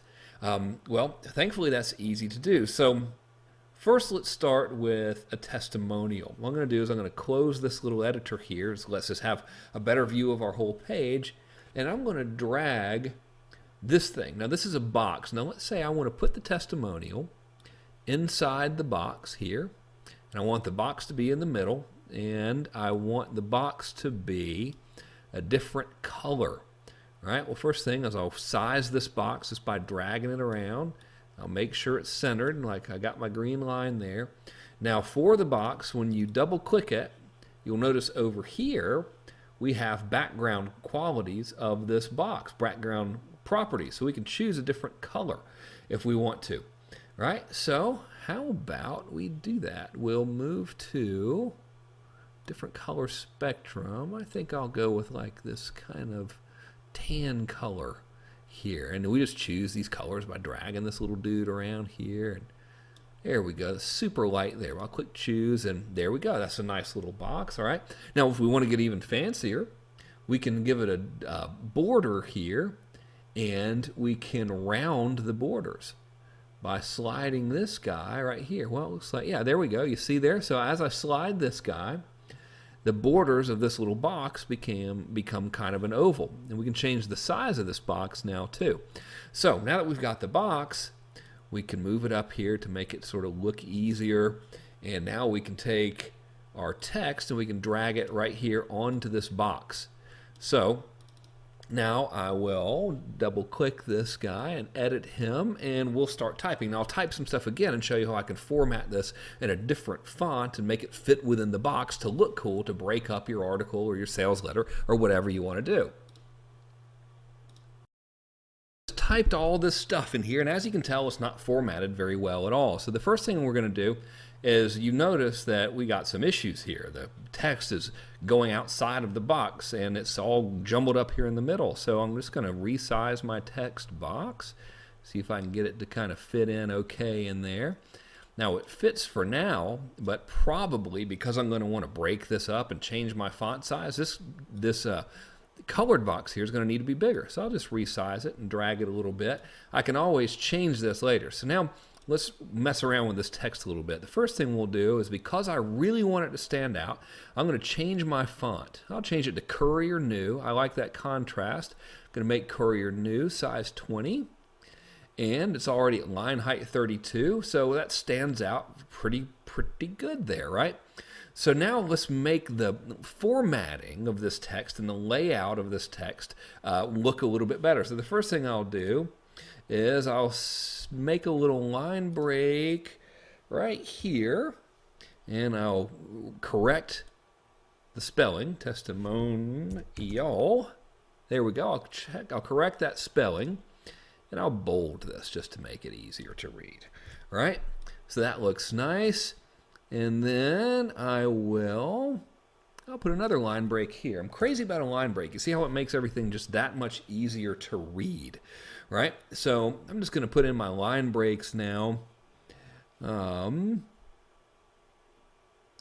let's see, I want a line break to go right here, so right before the word whatever. So I'll have that there, and then I'll have a line break after whatever, because I think that reads a little better. And I'll have the last sentence on its own line too, and I'll correct this little typo. So I always want to start trying to type here, but as you know, we got to type down here at the bottom. So I'll have that read properly there. So now I will italicize the word whatever, just for something, just to give it a little break up in there. Add a little contrast, and I'm going to italicize, or rather bold, draw the reader's eye to them, because that bolding is going to draw the reader's eye to it. And I think that's just kind of a cool double ninja tactic there. I'm bolding to draw the reader's eye to the words draw the reader's eye. Okay, so that looks pretty good, but now we still have this problem. It's just looking a little weird. So I will just re-highlight this brown box here, and I'll just drag it down to line it all up. So now we got a nice looking box there, right? So we've broken this text up. This is where a testimonial could go. It doesn't matter, right? You don't have to have the box right here. You could have it wherever you want it, or you don't have to have one at all. I'm just showing you how easy it is to make stuff cool looking here in good old Unbounce. Pretty cool looking, right? So what else can we do to get more readership? If you remember, we want to break up the text with bold. We want to break it up with subheads. We can break it up with colored boxes, with quotes, with font changes. But do you remember what else we can do to break it up and increase readership? That's right. Mon frère, it is, or mon sister, if you happen to be a lady. I don't know the French term for that. It is good old-fashioned bullets. So here is how we put the bullets on the page. Unbounce, in all of their awesomeness, has this great library of images, including bullet images you can use. Now, there's two ways to do bullets. There is like kind of the traditional way, and I'll just show you this in about 5 seconds, where you drag a text box over, and then we just click on right down here, this little bulleted list thing, and you see how our bullet appears here. And that's kind of cool, but dude, why don't we do it really, really cool, all right? So I will get rid of this by just highlighting this and clicking the delete trash can icon right up here at the top. And let's add some fancy badass bullets, right? So what we're going to do is we're going to drag an image over here. And you will not see this My Images because I've used Unbounce for a long time and I've uploaded all of these images here on various pages I've built. But what you will see is a library called Unbounce Public Images.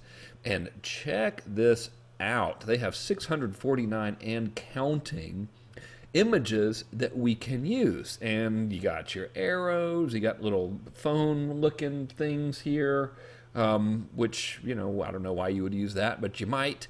You got various arrow circle thingies you can use. You got pictures of chicks and dudes and background images and little badges. You can stick some text in there, a little thing that says free, a little thing that says new, woohoo, right? Little best value background thingies if you're building like an order page or something. And of course, if we scroll down up in here, we have bullet images, such as the bullet dot green right here, or the checkbox square, haha, or the little plus button, which would be kind of a weird bullet image, or small arrow, or small checkbox, or you name it, right? Well, that's kind of a fancy looking bullet image there. So which one do you want to use? We have all manner of them we can choose from. Well, now it's getting kind of fun, isn't it, to sort of scroll through all of these. What do you think we should select up in her? I think I'll go with,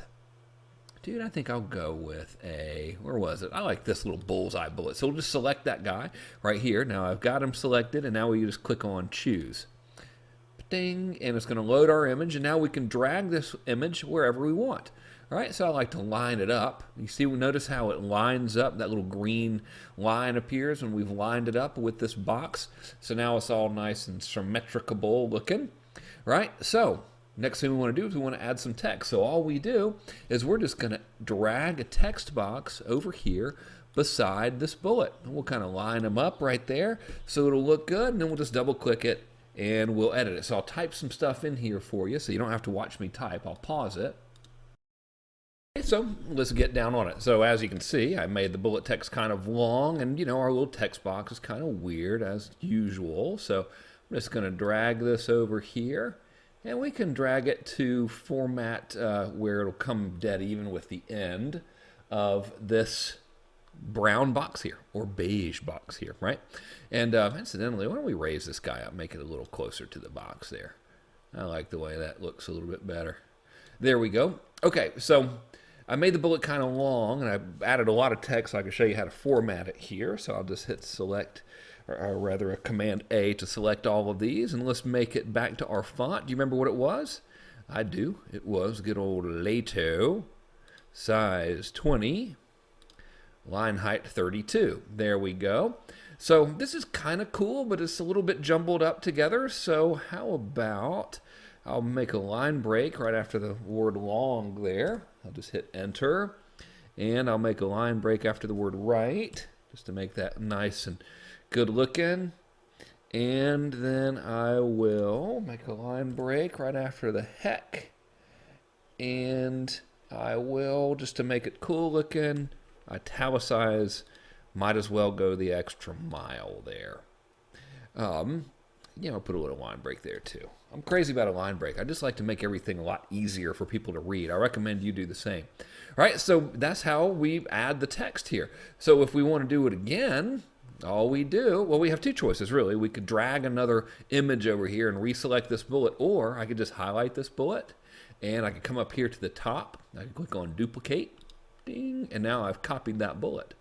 And I can just drag him right down here. Whoops. See how it's lining up? See how my green line here kind of helps me line it up with this with the other bullet? So I'm lining it up properly. I'll drag it down a little bit, and then if you really want to be fancy, I can highlight this text box. I can hit duplicate.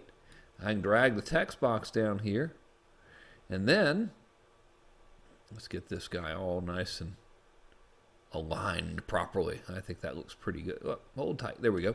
I can drag this text box down here, and I can just re-edit some more text. See here? So I can just put, here's Mo text.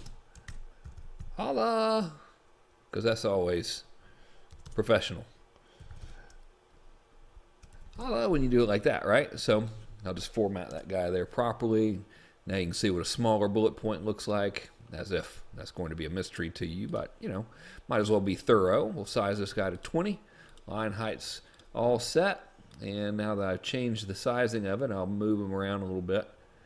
So there we go. I like the way that looks.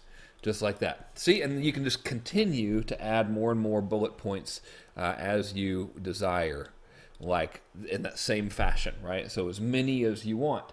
So it's pretty simple to build cool looking pages using unbounce like this, isn't it? I mean, we have really formatted this guy out to look just fantastic.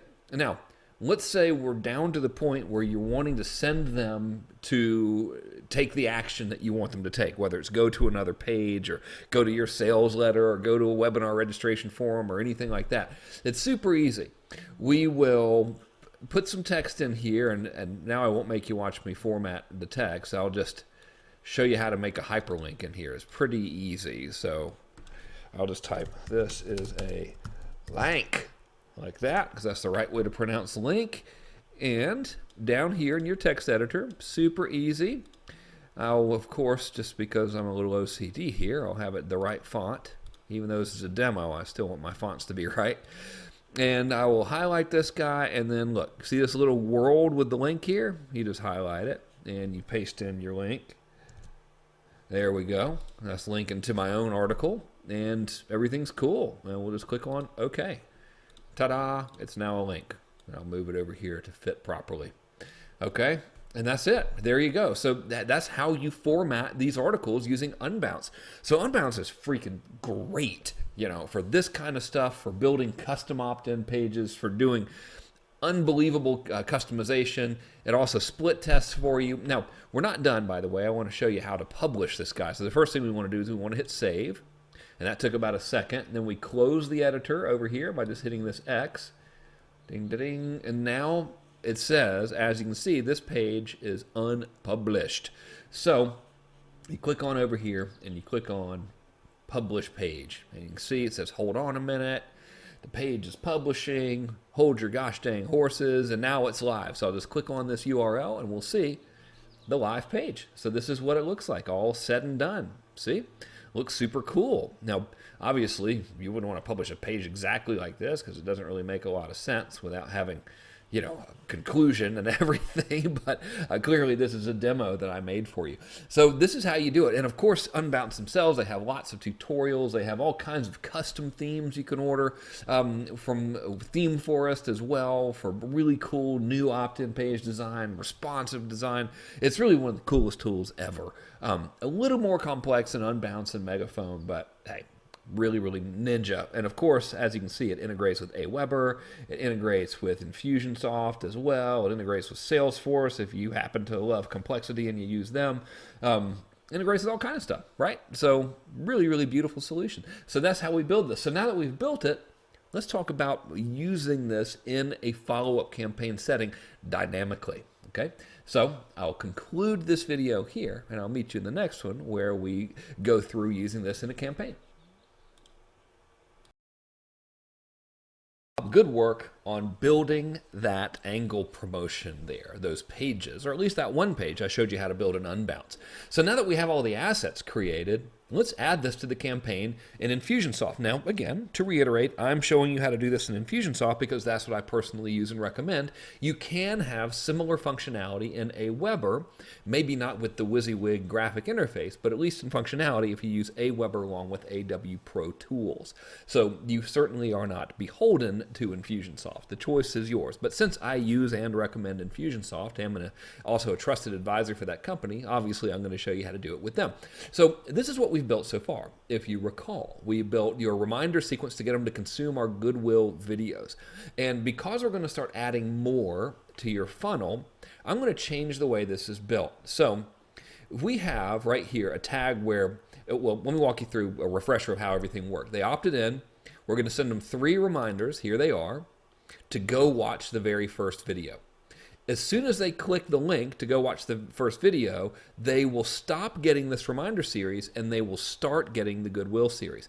Now, from a design perspective within Infusionsoft, we don't actually have to have these 2 separate lines. So what I can do is I can get rid of this guy, and I can move this guy out of the way for a minute. And what I'll do is I'm going to drag this clicked link thing down here, and then I'm going to drag this Goodwill series up here, and I'm going to connect them like so. So now it's all part of one campaign, which has always been part of one campaign. This is just a little bit easier for us to follow visually. All right, now we have another thing. What if they never click this link? Well, now we're going to put them into the angle series, right? So in order to do that, the first thing we need to do is we need to put a sequence down here. So I'll put it right here, and I will call this the angle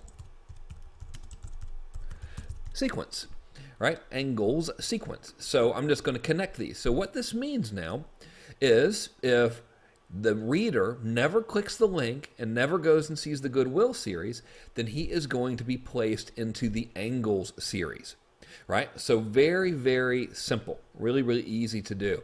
Now, we can also sort of add these guys together and say, all right, but if he never buys from the Goodwill series, we can also place him in this Angles series, right? So now we have a closed loop. So if he doesn't click to join the Goodwill series, he's in Angles. If he never buys from the Goodwill series, he's in Angles, right? And we can do this with anything. We can do this with a second Goodwill series. It doesn't matter.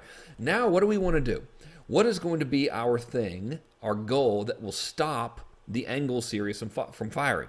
In the example I showed you, I had them registering for a webinar. But let's say you don't want to do a webinar. Let's say you want your Angles series just to lead people back to your sales letter or sales video.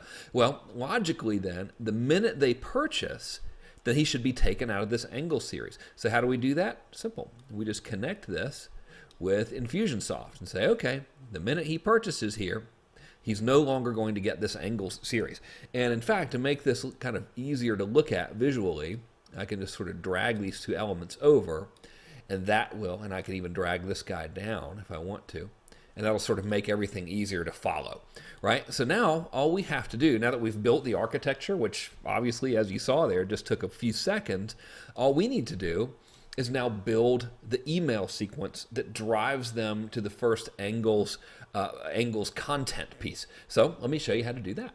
And this part's going to be really, really easy to pop these emails in there. So what we have here, if they haven't clicked the link and gone to the old Goodwill series, then it's time to send them the Angles sequence, right? So what we're going to do is open up this sequence, and what's the first thing we should add? Now, instinctively, we want to say, well, dude, we're going to send them an email, right? But check this out.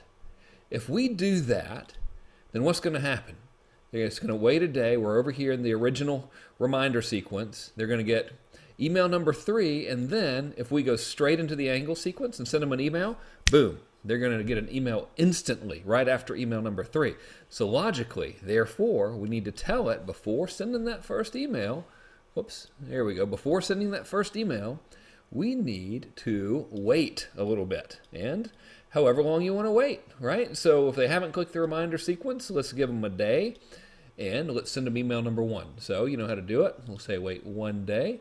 We'll run on any day.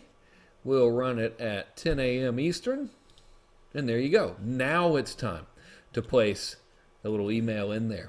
And this is really, the more we build in these things, the easier our job becomes. And the reason why is because we've already done so much of the work. For example, hang on, let me connect these guys. I always want to connect your pieces of the puzzle. Let me name it too.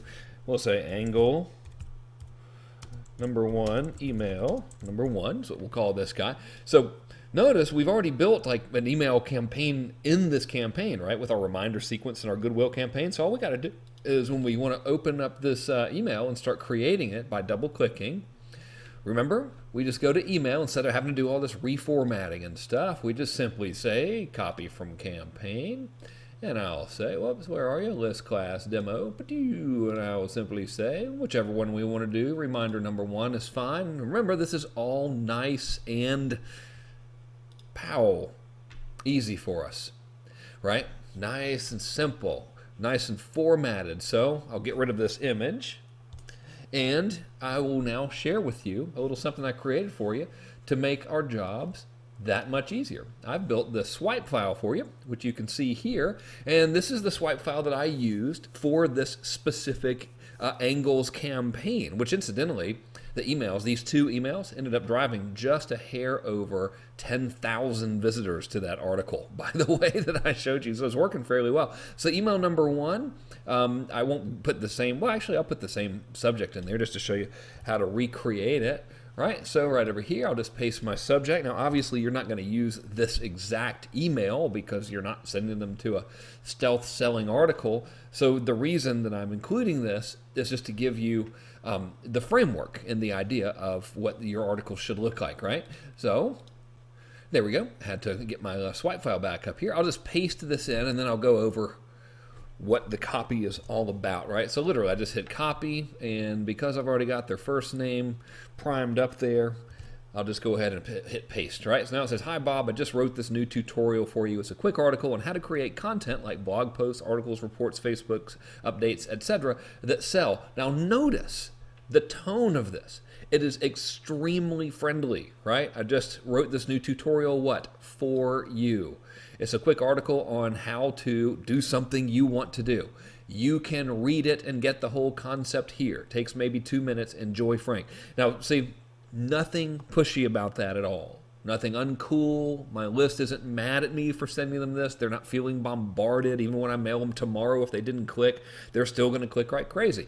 Now, remember how many clicks I told you this got? Over 10,000. Right, just from these 2 little emails in this one little sequence here for this part of the campaign.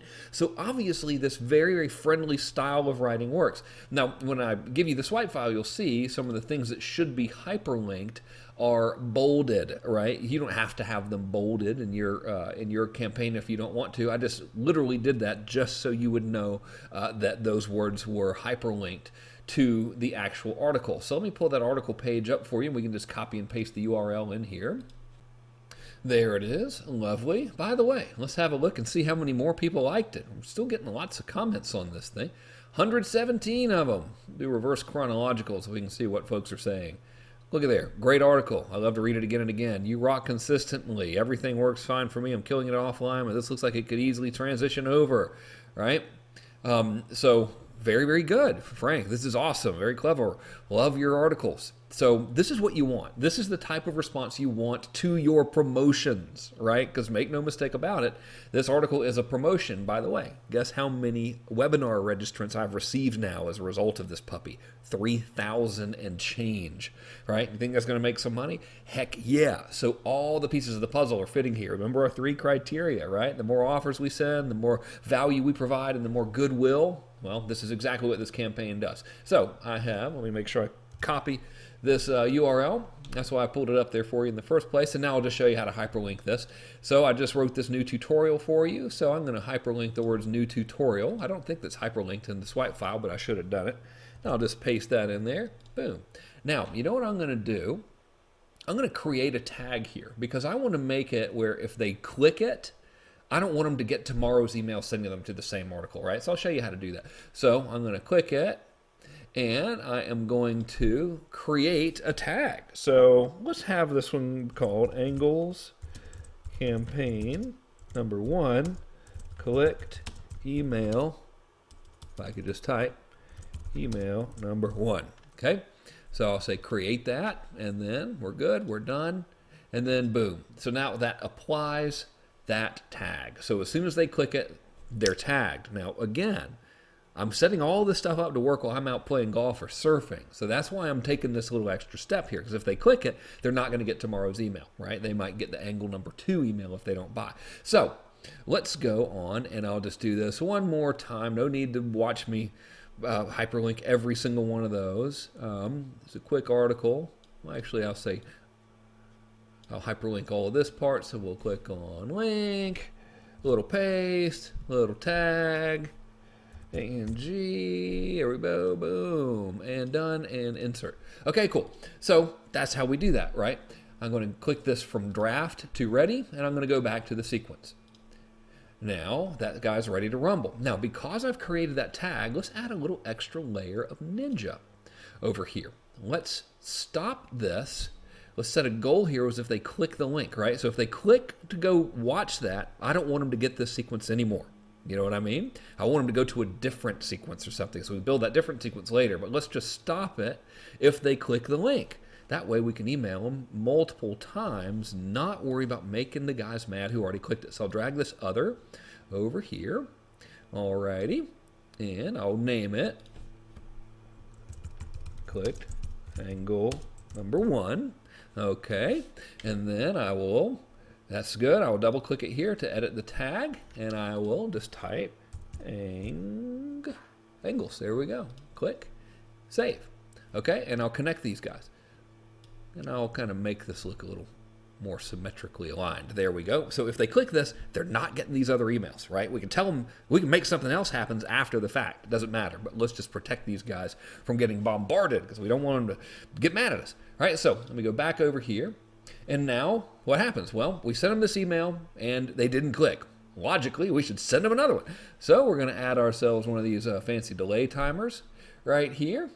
And we're going to wait 24 hours or 1 day. Same thing. According to the last science book I read, I'm going to set it at 10 a.m. Eastern time. Click on save, connect the dots up on her, and we're going to do it all again. So I'll drag this email over here. I'll connect the dots. It's like that game Connect 4 we used to play when we were kids, right? And I'll call this angle number 1, email number 2. Perfect. Okay? And I will open this dude, and I will do more of the same. So I'll just fly through this. In fact, I'll pause it so you don't have to watch me doing the same stuff repeatedly.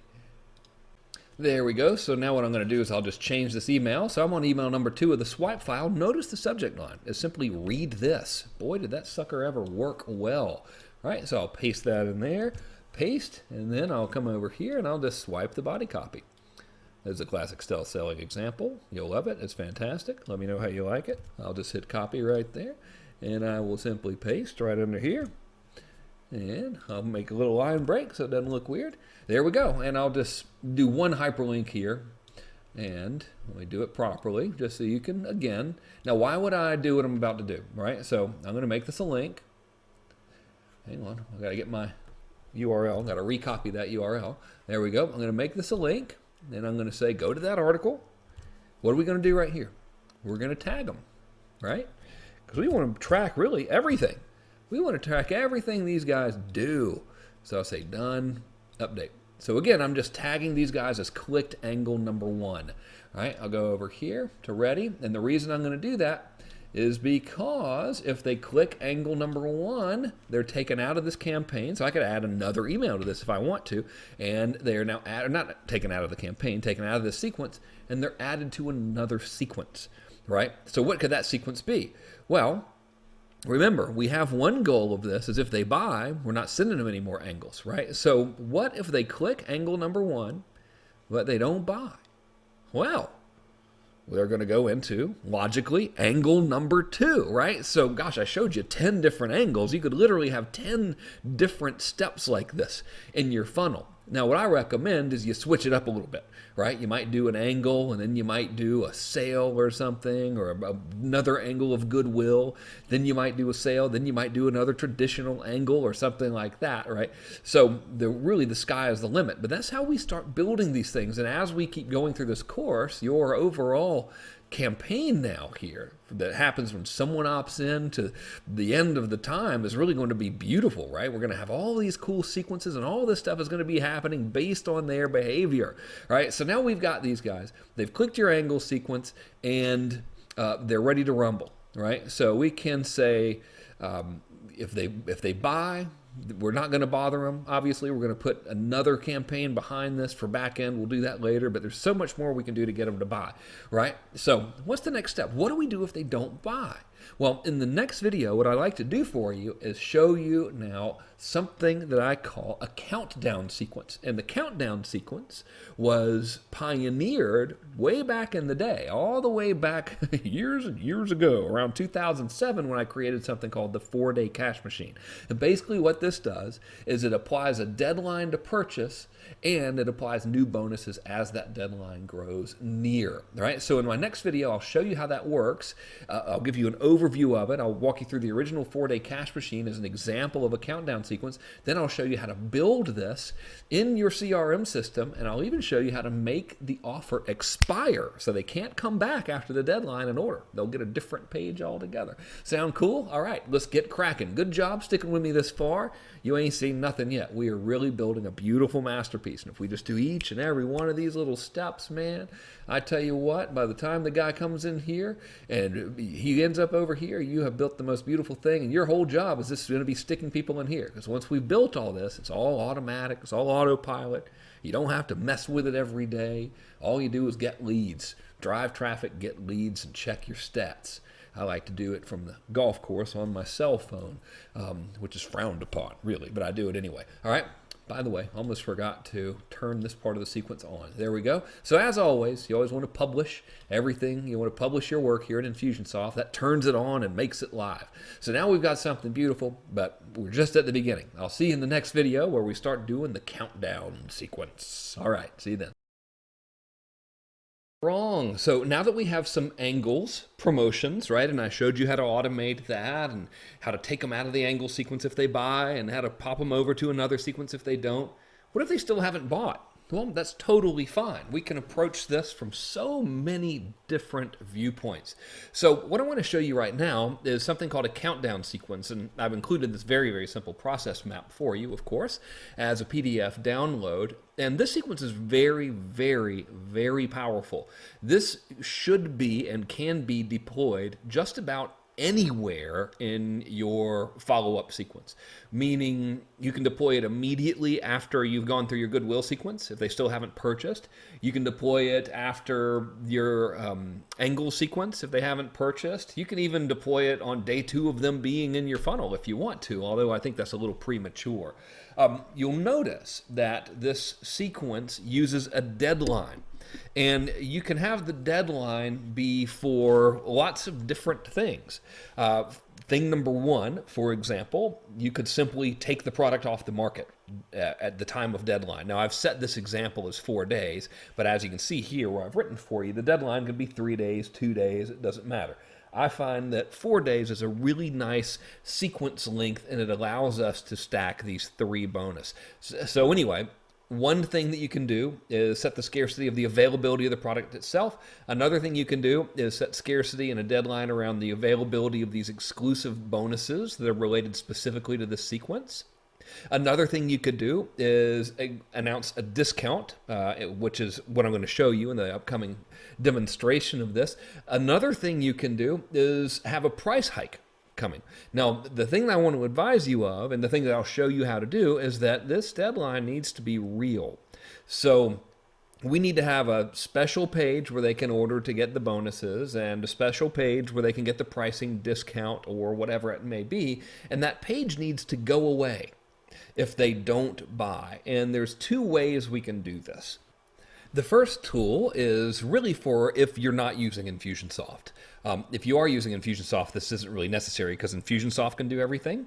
But if you're using something like Aweber and you want to automatically make the offer change, for example, you know, if the discount is available for 4 days and you don't want to have to go in there 4 days from now and change your web page, Scarcity Samurai will do that for you and is pretty cheap. In fact, let's see, I think it's like $100 or something. Oh, come on, fellas. show me the price on here because I know you guys don't want to have to dig around. There you go. So to use it on one site is $97, and it's pretty cool. What it does is the good old full version of this thing. Come on over. It places a little cookie on your visitor's website the day that they click on the website. And let's say that your deadline is 4 days from now. It will actually make a countdown timer at the very top of the web page appear, and it'll start counting down. And if they come back to that web page, let's say tomorrow, it will remember when they came over, and it'll remember how much time they have left. And when that timer hits 0, it'll change and it'll send them to any web page that you want. So it makes that offer expire. So when we are here, for example, and they've reached 48 hours or they've reached the 24 hours and then the final notice is passed, and let's say they finally click on your site 5 days after they initially saw it, well, it's going to take them to a sold out page. So Scarcity Samurai can do that for you. And it's very simple. It's just a little WordPress plugin, and I installed it myself, and I'm completely moronic when it comes to this kind of stuff. And it worked very, very well. So that's one way to do it. The other way to do it is simply use Infusionsoft. Now, Infusionsoft is really cool because it will just make them completely unable to go to the original page. The thing with Scarcity Samurai is they could clear their cookies technically, like if they were really smart, you know, they could figure out how to beat it. But I mean, really, okay, if you want to buy my stuff that bad, go ahead, you know.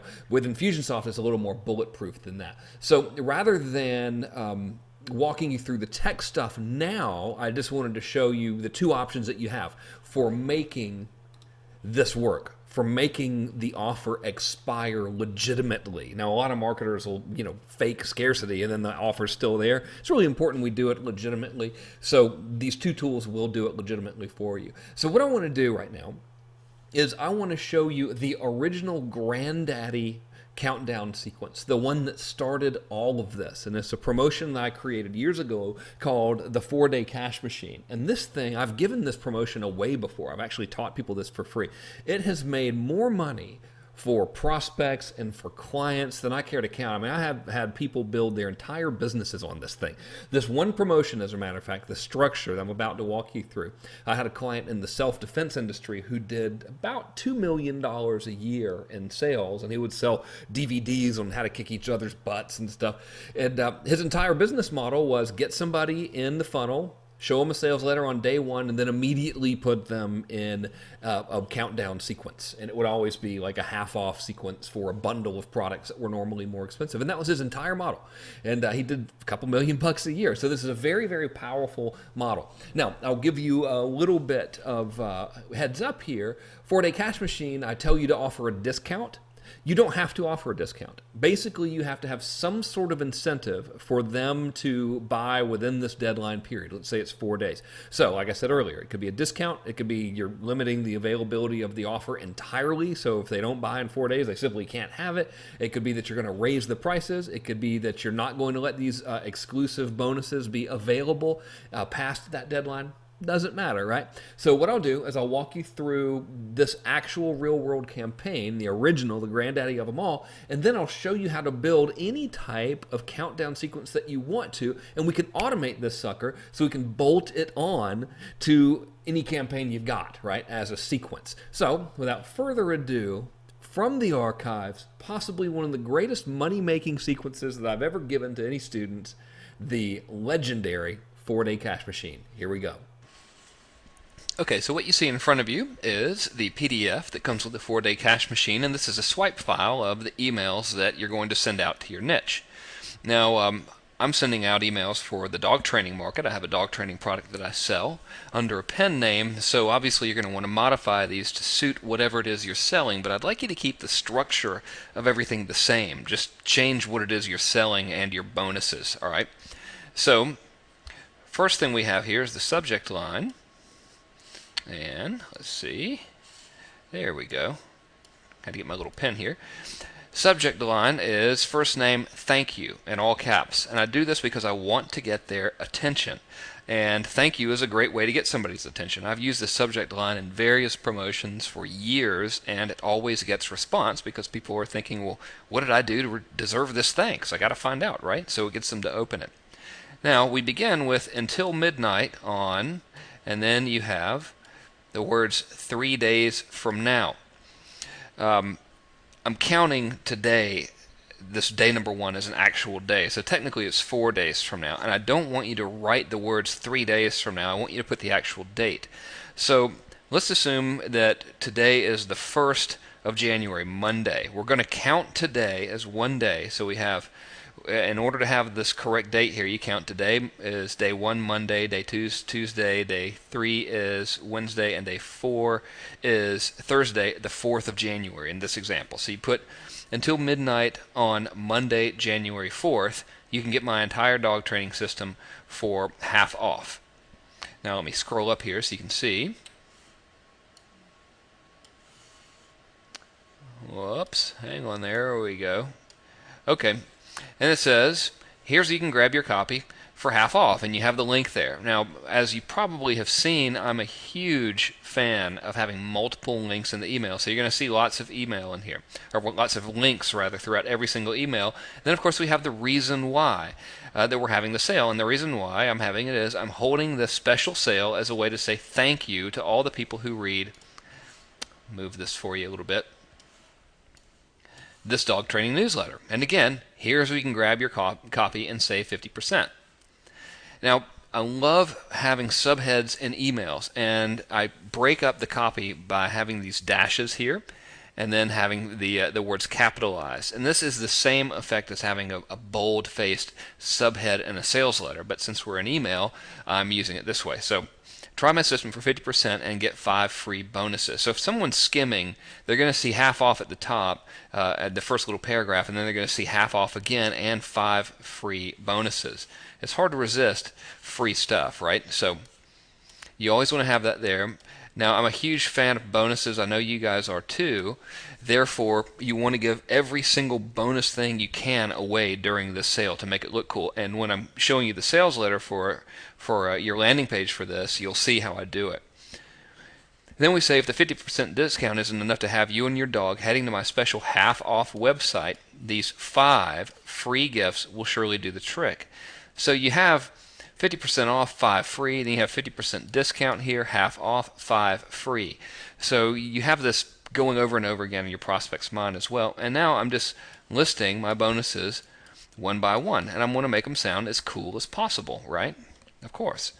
So we go on to say, whew, that's a lot of goodies, and you get it all free when you try my entire system for 50% off. Go here right now and claim your copy before they're all gone. Talk soon, Dean, that's my pen name. And then P.S., the special half-off sale ends at midnight on 3 days from now. And again, you put the actual date. So we're counting today as day 1. Therefore, technically, I guess it's 4 days, but I like to count it as day 1. So you would say, if we were on Monday, again, I know I'm being redundant, if we were on Monday the 1st of January, you'd say, this half-off sale ends at midnight on Thursday, January 4th. If you'd like to get the revolutionary dog training system so many dog owners are raving about and save 50%, then go here now, and the link is at the bottom, which you'll see here. And that's day number 1. And usually you're going to see an awesome surge of orders just on this one day alone. And the rest of the days are going to kind of trickle in with not as many orders until the last day. So now let's check out email 2. So here we are on email number 2. Let me get my marker here. There we go. It's sent the very next day, and the subject, you don't see the subject here in this video because I forgot to type it in my PDF for you, so I should have remembered that. You probably have the actual subject in your PDF, but the subject is don't miss out. So it would be first name, don't miss out, and it's just in regular type. It's not all caps or anything like that. And it begins pretty much as the exact same email that you just sent yesterday with this one little paragraph change. So it begins, I wrote you yesterday, so we're congruent there, to tell you about the incredible deal you can get on my training course is my way of saying thank you for reading my newsletter. And I wanted to make sure you were able to read the email. And then we just go straight into the pitch until midnight, and now of course you put the date in. And so if today is Tuesday, you count 2 days out, Wednesday, Thursday. So you put until midnight, Thursday, January 4th, you can get my entire dog training system for half off. Here's so you can grab your copy for half off. And then this literally is the exact same email that we just sent them. We just changed that very first little part, and it's just a means to get more traffic is all. This is like a surgical strike, no real planning, just a quick cash infusion kind of thing you can run whenever you want to. So that's how this email works out, and I won't make you read the whole thing with me because you can just see it there. I'll go to the next page. Again, it's just the exact same. You just want to put your correct date in there. Make sure you don't have the words 2 days from now in there. So here we have email for day number 3. And in my case, again, I'm selling dog training material. So it says, move this for you. Subject is first name, last day for your dog. So if you're selling gardening stuff, it would be first name, or last day for your tomatoes. Or you could just say last day for you if you want to. It doesn't matter. But the key is this last day thing. And then, because now we're on Wednesday, right? If we began on a Monday, we're now on Wednesday. We begin by saying the special half-off sale for your dog's training system ends at midnight tomorrow. Here's the full scoop. And then again, it's just right back into the pitch. And I'm really just recycling what I'd said in previous emails. So it says this rare half-off special is my way of saying thank you for taking action and doing what it takes to have a happy, healthy, and well-behaved dog. So if I'm selling gardening, I could say this rare half-off special is my way of saying thank you for taking action and doing what it takes to have the best garden possible. Or if you don't want to be creative, you could just say this rare half-off special is my way of saying thank you for being my loyal gardening newsletter subscriber. It's subscribers like you who make my business thrive, and I love publishing this, and I just want to say thank you for being a reader. And then you go, here's the special website where you can save 50%. And then again, this is just the same stuff we've had in those other emails. We're literally just doing the same thing. This is not meant to be an exercise and you trying to be creative. Just cut, paste, modify, and go and watch the money come in. Trust me on this. Let's not make it any harder than it is. Now here's the only email where you have to do anything special, and it's really nothing particularly special. This is going to be sent on Thursday. This is day number 4. We're going to send it on day number 4 at 12:01 a.m. So you use your autoresponder scheduling feature to do this. If you use Aweber or One Shopping Cart or any of their private labels or GetResponse, they all have scheduling where you can just type up this email and then have it scheduled to go out at 12:01 a.m. on your last day. And the subject is first name, final notice. You could also have an alternate subject if you like that says first name, only 24 hours left for your dog, first name, 24 hours left, first name, you have 24 hours, something like that. Final notice is a real attention getter though, because we're so conditioned to respond to that by bills. You know, if you have like an envelope that says final notice stamped in red ink on it, you're going to open it because you're like, oh man, I'm in trouble, right? So here we have the same email we've been sending. Believe it or not, there's nothing particularly revolutionary about this other than to simply copy and paste and send. So it's the exact same email that we've been sending, and it just says it ends tonight. That's it. So if you do these 4 days in a row, you're going to get a lot of traffic to your website, and you're going to make a lot of sales. It has worked for me every single time. Plus, it's worked for every single person I've ever shown it to. I've shown it to people in the software niche. I've shown it to people who sell health-related products, and I've shown it to people who sell sports-related products. And it's worked like crazy for every single one of them. In fact, Trey, my cousin, brought in $65,000 in one weekend while he was on vacation using this exact same method. So it works really well. But there's a missing link, and that is the copy on your website. And when you see this, you're going to be like, are you kidding me? That's it, because it's all really very simple and straightforward. So I'm going to bring up the web page for you and just show you what I've done. So here we are on the sales letter that the 4-day cash machine uses, and this is my exact same normal sales letter, except for I've just changed the little bit at the top of the page, and that's all. So you can see this is an older page from an older sale that I did, but it says offer expires on September 3rd. Now you can get my entire training system for half off, and it's got some copy here. Now the reason I'm doing this is because the reason, rather, I've got all this stuff at the top is because of the context in which they're coming to the website. They're only coming to this website because they've seen the email that says get the stuff for half off, right? So I'm going to immediately have all the half off stuff right here at the top of the site with a link to the order form, which is just my regular ClickBank order form here. So with that said, I just have the copy that says now through September 3rd, I'm offering a 50% discount on my acclaimed dog training system. Now you can get my entire training system pictured below for 50% off the normal price. This course sells like hot cakes every day for $47.77, but you can save 50% and get the entire copy for just $23.88. And again, the reason I'm offering this sale is because it's my way of saying thank you for being my subscriber. Anything special or fancy about that? No. But it works, okay, and that's good. That's what we want. And then there's a link to the order form. Now, I went to killercovers.com and asked Von Davidson, who runs that site, to make a cover for my training course and make a cover for all my bonuses, so I'd have something that looks really cool. See, this looks like a tremendous amount of stuff, doesn't it? Which it is, right? So if you want to be super fancy, you could go over to Von's place and ask him to make you some covers, or you can make your own. Or if you just want to be in a hurry and get it done, you could just not worry about the covers and go ahead and start using this. In fact, I'd much rather you just go ahead and hit go on this little campaign than spend a lot of time and wait for covers. You could run the campaign now, and then after you've done this sale, get some covers made for your next one. All right, so I'll scroll down and show you the rest of the cash machine element of the sales letter. You might be recognizing some of this copy because it's the exact same copy that's in the email. If the 50% savings isn't enough cause to celebrate, I'm also throwing in 5 free bonuses worth $147. And then here's the description of the bonuses, same description I have in the email. And then I have another link to get the stuff for free. And now as I scroll down, we have my actual normal sales letter.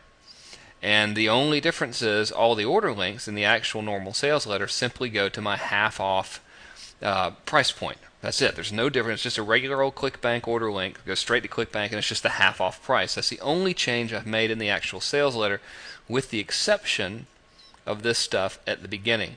So I'm going to give you a template with this copy, an HTML template with this copy, and you might want to modify it and then just stick it at the very top of your sales letter, and just add your own bonuses here and add this copy, and of course put the right date on there. And that's all there is to it. Go ahead and try this. I promise you this is going to make you money. You might be thinking, man, this seems so simple, or sales are cheesy, or whatever. Listen, who cares? Just hit go. Do this campaign. 4 days from now, you will have made some money, and you'll be like, man, Frank, that's awesome. Thank you. So, thanks for watching this video. Lots more to come. I'll talk to you soon. And I hope you enjoyed the classic 4-day cash machine. And I thought now in this video, I would show you another twist on the same structure. So what I have for you is a countdown sequence process map, which I think you're already very familiar with. And what I'm going to do is walk you through how this works in a situation where you are not offering a discount, such as half off, like 4-day cash machine, and where instead the motivator is an impending price hike. Now remember, in order for a countdown sequence to work, we must have a deadline, and I always use 4 days as an example, and that's always my preferred deadline time. I think that gives us enough time to stack the bonuses and really have multiple points of contact with this promotion. So thing one we need is a deadline. Thing two we need is a reason that it's going to go away. And in this case, this is going to be that the price hike is coming, right? So the thing that the deadline is up against, it's up against the price hike. In our last example, the deadline was you're going to lose this 50% discount, right? A third way you could do it is these bonuses are going to go away. So what I'm going to do is walk you through this process briefly, and then I'm going to show you the swipe file of how I deployed this type of countdown sequence in a webinar funnel. So this is deployed after people attend a webinar but do not buy. And you could stick this type of countdown sequence really behind anything. You could stick it behind after a goodwill sequence. So if they go through the goodwill sequence and don't buy, you could put this here. You could put it after an angles sequence if they go through an angle sequence and don't buy. You could do it completely out of the blue. It doesn't really matter, right? You can stick a sequence like this just about anywhere in your overall campaign, and it's going to generate sales and revenue for you and allow you to approach the buying proposition from a different standpoint. So let me walk you through it real quick. So email number 1 announces your first bonus, and you're going to want to have 2 or 3 or even more bonuses if you want to go crazy for this, but I'd say at least 2. All right, so email number 1 advertises your first bonus, and it really starts announcing that hard deadline. And I mean it, you need that deadline to be pretty serious, right? So I like to use You can use a WordPress plugin if you want to called Scarcity Samurai. Infusionsoft will actually make the link invalid or make it go to a sold out page after a certain date has passed. It's really, really cool. But it needs to be a real deadline. Now, examples of what the deadline can be. It can be price hike. So if you don't order by the 29th, the price is going to go up by XYZ. It could be a close of registration, a complete elimination of availability, so you can't get it at all if you wait past the deadline. It could be that the bonuses are not going to be available. It could be that they're going to get an uncool version of it versus the cool version of it, right? I guess where that would have less features or something. Doesn't matter, but there needs to be some sort of an incentive, a deadline-based incentive for them to order. My favorite are either the price hike or the complete absence of availability. Okay, so let's say you send them email number 1. If they buy after that one, then we're not going to send them the rest, right? You're going to fulfill the product and you're going to upsell them if you choose, right? But if they don't, we wait a day and we send the second email. Second email gives them another bonus, and then it reminds them again of that deadline, that it's even closer. Now, if you're a mass control person from early mass control 2.0, one of the most efficient things that I ever created in mass control was something called the death grip sequence. Now, the countdown sequence and the death grip sequence are one and the same. I just renamed it because death grip is so mean sounding, and really none of this has anything to do with making anyone feel bad or afraid at all. All we're really doing is stacking value. So psychologically, here's what's going on. First of all, as a deadline gets closer and the threat of not being able to get something or the threat of loss of a bargain looms near, the desire to purchase and the pressure that we place on ourselves to make that purchase becomes greater. And I learned that we could exponentially compound the level of pressure by simultaneously piling on more value as the deadline grew closer. And the way we do that is by adding additional bonuses. So that's what this countdown does.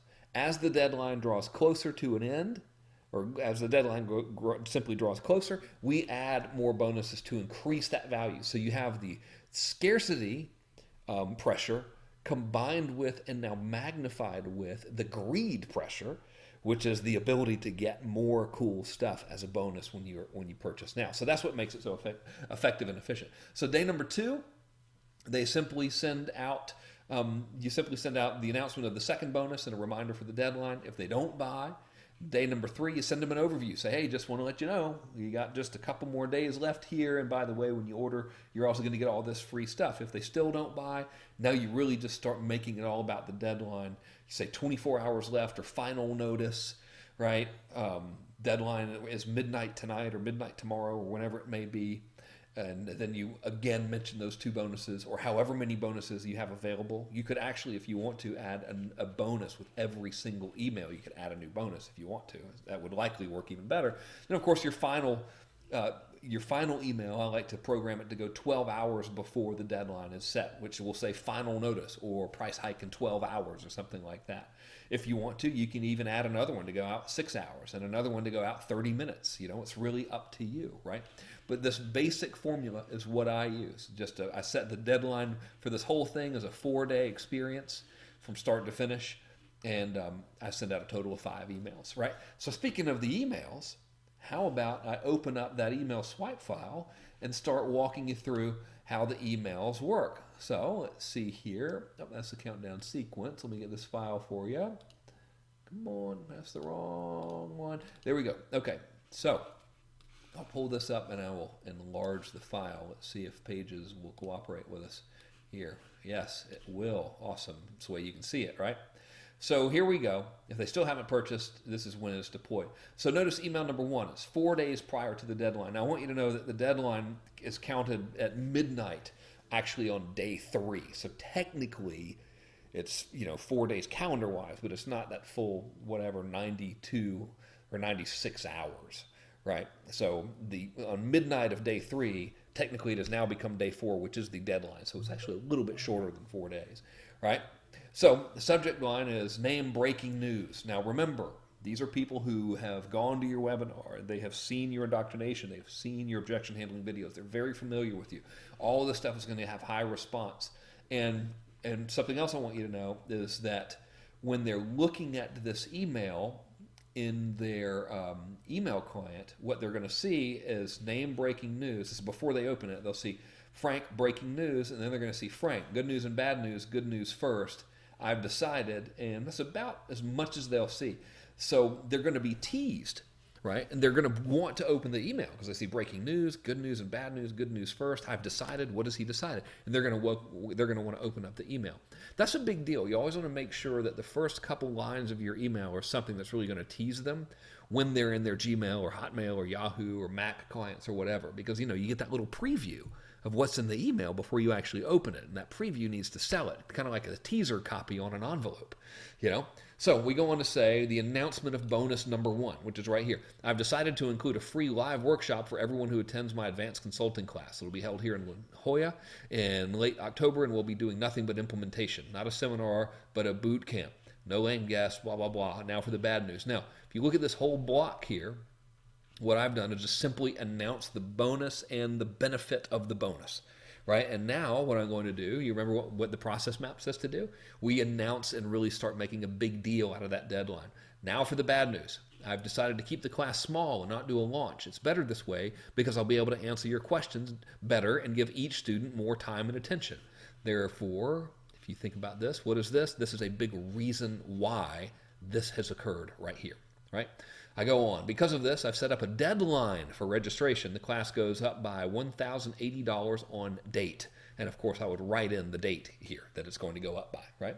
So it's likely now or never. If you want to save the money, come to a live workshop with me personally here in La Jolla, go here and enroll now. Again, the price goes up by $1,080 on date if it hasn't sold out already.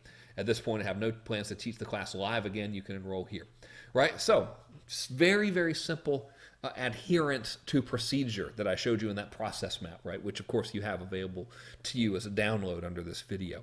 So simply announce bonus number 1 and then at the same time make a big deal out of the fact that the deadline is near. So what do we do now? Well, if they still haven't purchased, we wait a day here for day number 2. And it's time for email number 2. So this is just sent the very next day, 1 day later. Now, technically, it's 3 days before the deadline. And I like to use this subject line, like a $10K check payable to Rick James, right? So I just import their first name and their last name. I merge it here. Again, I want you to think about what's happening from their perspective while they're looking at this email before opening it. They're going to see this subject line and they're going to see this language right here. So all of this, I'm giving you another bonus that's like a $10,000 check payable to your name. Here's the scoop, right? That's going to make them want to open that email, right? So we begin and all I'm doing right here, by the way, in this little chunk is announcing the second bonus. That's it, right? So exactly like what it says to do in the process map. So I'm giving you another bonus. It's like a $10K check payable to first name, last name. Here's the scoop. Between July and November of last year, I sold close to $1 million worth of small virtual classes using a unique process I call the magic model. And I created a $10,000 training that shows how I did it, walking you through benefit, feature, etc. Anyway, this class sold like crazy, and I want to give you the online access as a bonus when you take my consulting class. And then you always want to have this reason why. Why would I give away something so valuable? It's simple. In the consulting class, you'll learn how to generate lots of leads for your practice. But there are 2 problems. Not all of them will become clients. It's really not possible to take all as clients, even if you wanted to, because there's not enough time in the day. Both of these problems present you with a unique opportunity to generate more revenue by implementing this magic model approach. So by giving it to you, we're both winning. All I'm doing right here is incorporating reason why I'm giving it to you, right, along with the benefits of taking the class. I win because it helps you, my client, even more, and you're therefore going to be more likely to tell your friends about me and continue to do business with me. You win because you're getting a $10,000 training that shows you a second way to generate revenue in your practice as a gift. Pretty sweet, but there's a catch. The catch is this class is going up, and then what do? As soon as we're finished introducing bonus number 2, we go right back to hammering that deadline. So the catch is this class is going up in price on date. It's going up a lot by $1,080, and if it hasn't sold out yet, which is looking likely. So if you'd like to get a free bonus worth $10,000 and save $1,080, enroll here. And then in the PS, what you want to do is remind them of bonus number 1, which is what you reminded them of yesterday or what you announced yesterday. So that's exactly what I'm doing here. P.S. Don't forget, I'm also including a live boot camp for all students who take this class. This boot camp will be for students only, and it's not available for sale at any price, right? And here's the reason I'm doing that.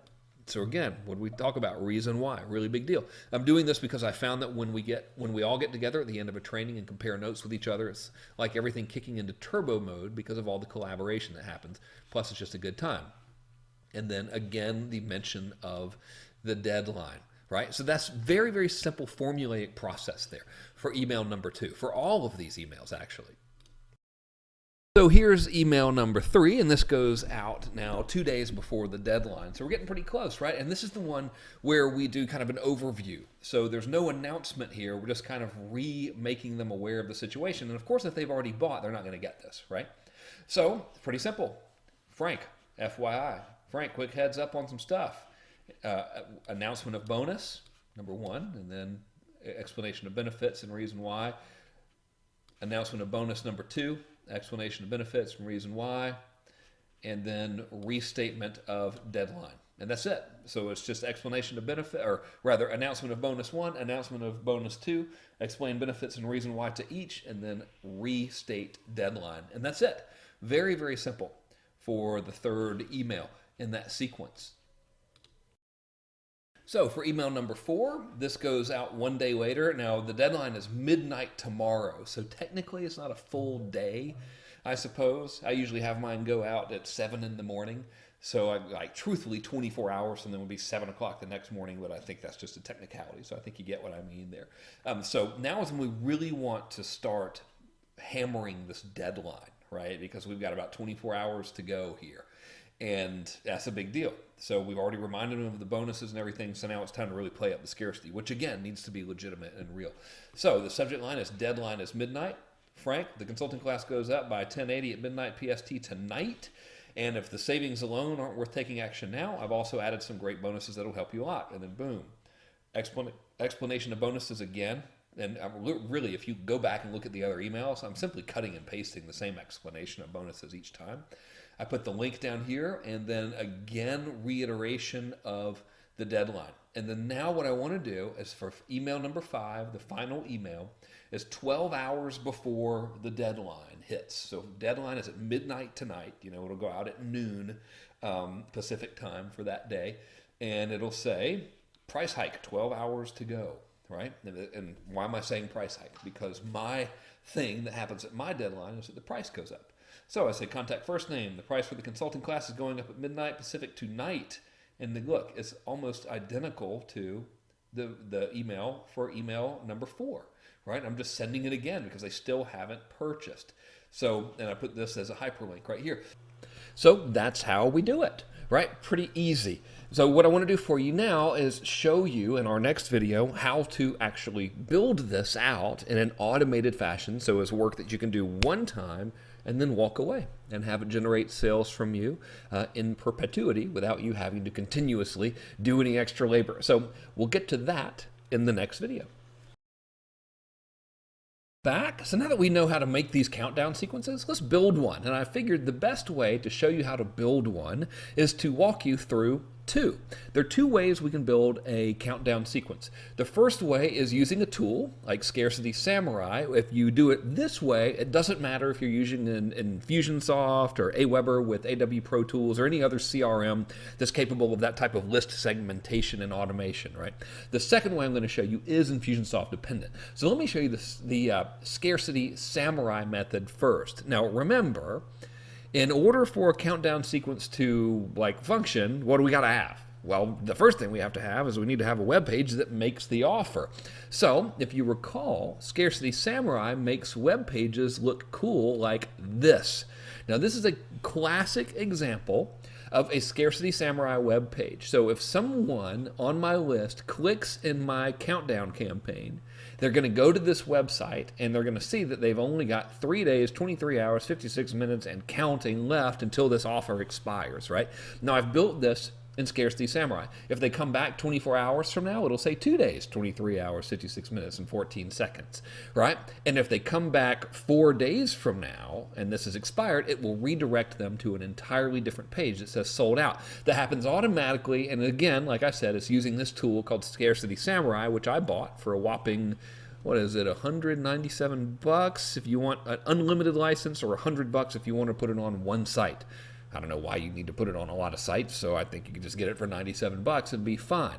So that's what the page looks like. Now, I won't show you how to build the page in Scarcity Samurai because it's really pretty self-explanatory, but I will show you how to build the campaign. So what we need to understand in this particular campaign is that all of the heavy lifting in terms of making this website go away and all that kind of stuff, that's done automatically through Scarcity Samurai. It just works. It's cool, right? This makes your scarcity real. This makes that deadline a real deadline without you having to go in and manually change your web page ever, right? So in this particular sequence, what I'm going to do is I'm going to show you the survey siphon countdown sequence. Now, this is a countdown sequence I've deployed to my list on several occasions, and it does the usual.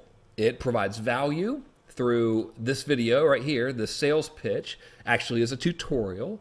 So it provides value, it builds goodwill because I show them the tutorial and give them a cool case study, and of course it makes an offer, right? And the thing that really turbocharges it here is this countdown sequence. So the first thing we need to do in order for the countdown sequence to work is to get them to click on this page, right? So do you remember earlier when we built your goodwill sequence, that we sent that series of emails that says, hey, go watch video number 1, and we wouldn't send them the emails about video 2, 3, and 4 until they sent video number 1?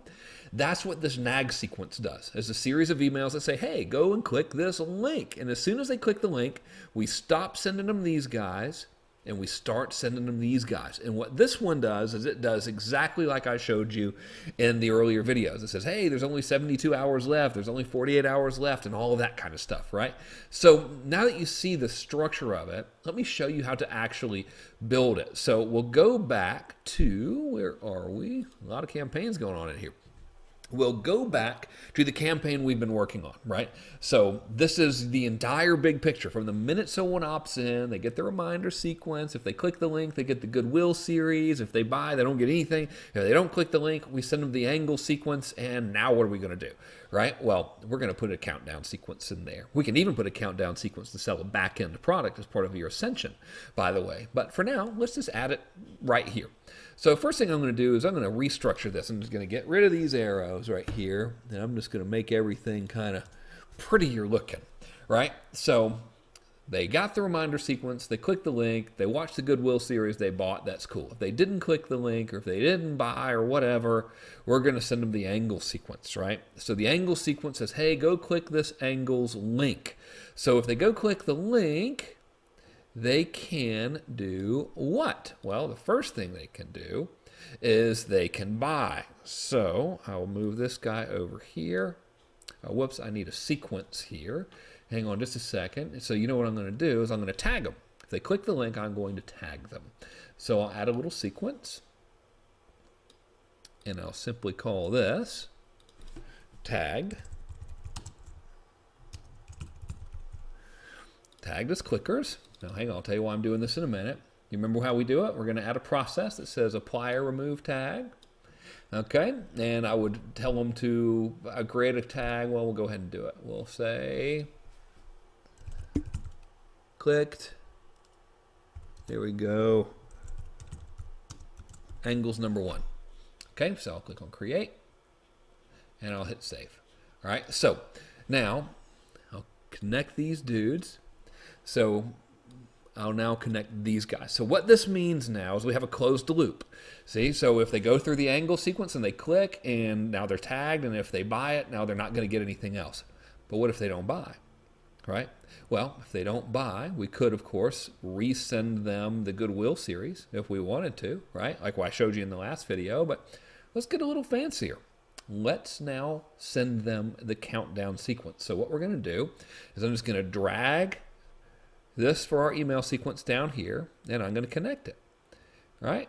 So if they don't click this thing, we're going to send them first the nag sequence. So I'll call this the nag sequence. All right. And go ahead, I'll edit it and open it up. Now, if you remember, if we start out, now our first thing we want to do is we're going to want to add an email, right? But what's going to happen if we add an email immediately? Well, if we add an email immediately and we don't put a delay timer, they're going to get like 2 emails in a day. They're going to get the final email of this one, and then we're going to put them right in the nag sequence, and they're going to get the first email of the nag sequence. So what should we do? You got it. We should add a delay timer. So I'm going to put a delay timer here, and you want to give them a rest? Let's give them a rest. Let's wait 2 days. Well, 3 days. What the heck? And we'll say run any day at 10 a.m. Eastern. Okay? So that's cool. So now after 3 days, what do we want to do? Well, we're going to send them email numero uno. Now, lucky for you, I've given you a swipe file with this email in here. And my job, lucky for me, is easier than yours, because all I got to do is I got to say copy from campaign. I'm going to say copy from, where are you? Survey-countdown. Now I'm going to say email number 1. Boom. Okay, so this is email number 1. Now you've got the swipe file as well. So obviously I don't suggest you copy my email. I'm giving you the swipe file just as an example of how to structure this campaign. Now remember, everything with mass conversion, everything we do is about pulling them to us. We don't push ourselves at them. We pull them to us. We want that to be that intrinsic decision on their part where they say, hey, this is pretty cool. We're not saying, hey, this is cool. They're saying it. We just provide the evidence as this is cool and let them draw their own conclusion. So notice how this email was written. Now again, I've given you a PDF with this in here. So it says, new video from КЕРН, $113,000 case study. Here's a brand new case study video I just made for you. It walks you through a stealth selling campaign I just ran, which brought in over $113,000 in revenue. It might take a minute to load, but it should play automatically for you here. P.S. The video is only about 13 minutes, and there's a very nice surprise right around the 11-minute mark. Now, if they click here, this is where they're going. This is the page. So after 11 minutes, a little buy button shows up here. They get a cool discount on the survey siphon, and everything's awesome, right? So this whole video is accomplishing 2 things. It's making this countdown offer, right? And the only thing, oh, look, it's been 11 minutes, so I had this on the screen. It's pretty good timing, right? So it's making this countdown offer, and it's providing the goodwill and just helping out, right, and being cool. So the thing we need to do mechanically here is what? Well, remember, the nag sequence is just to get them to do what? To click the link. But after they click the link, what do we start doing? Right, we start reminding them that, hey, 72 hours left, 48 hours left, etc. We're not going to tell them about a deadline and bonuses until they've raised their hand and demonstrated by their behavior that they're interested, right? That's what this nag sequence is for. Therefore, we're going to put maybe 2, maybe 3 emails in the nag sequence, and if they click the link, then we're going to take them out of the nag sequence, and we're going to add them to the actual countdown sequence. So I'll go ahead and build this, at least structurally now, and I'll connect the dots. So therefore, we put this as a goal. If they click the link, this stops, and then this starts. And this is called the countdown sequence. Ta-da! Okay, so you remember the tag we created? I kind of do. What was it called? Clicked something? Clicked the link? So let's see. It wasn't clicked angles. Wow, we need to create it is what we need to do. Okay, so we're going to say clicked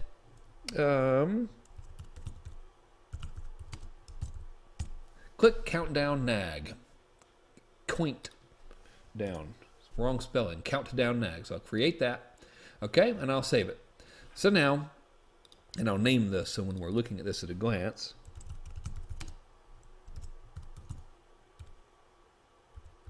it'll make sense. There we go. So now we have it. If they click this link, this is what we want to have happen. If they click this link, they'll be taken out of the nag sequence. They'll be placed in countdown sequence, right? And since we're already here, we might as well complete this. And if they buy during the countdown sequence, we're not going to continue counting down. We're going to stop it. So what do?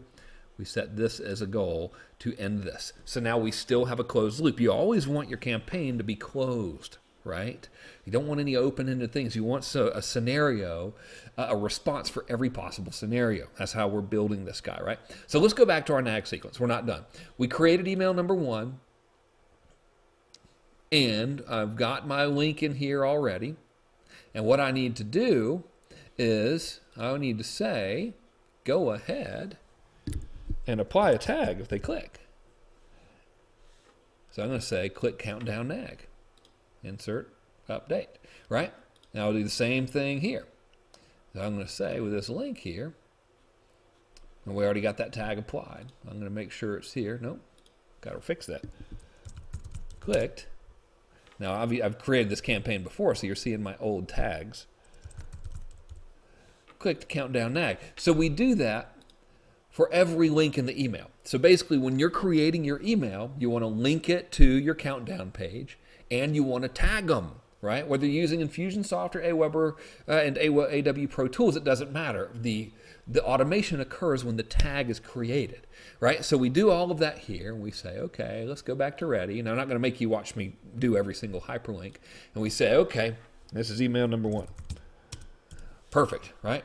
But now what do we want to do? Well, we want to remind them again. That's what a nag sequence is for, right? So we're going to give them a day here. Connect the dots. Isn't Infusionsoft just amazing? Oh, sorry, I put the wrong thing in there. Talking and trying to build stuff at the same time. I think Infusionsoft is the coolest thing ever because it just allows us to build these things so easily. So we'll say, wait 1 day, run any day at whatever time you choose. I like 10 a.m.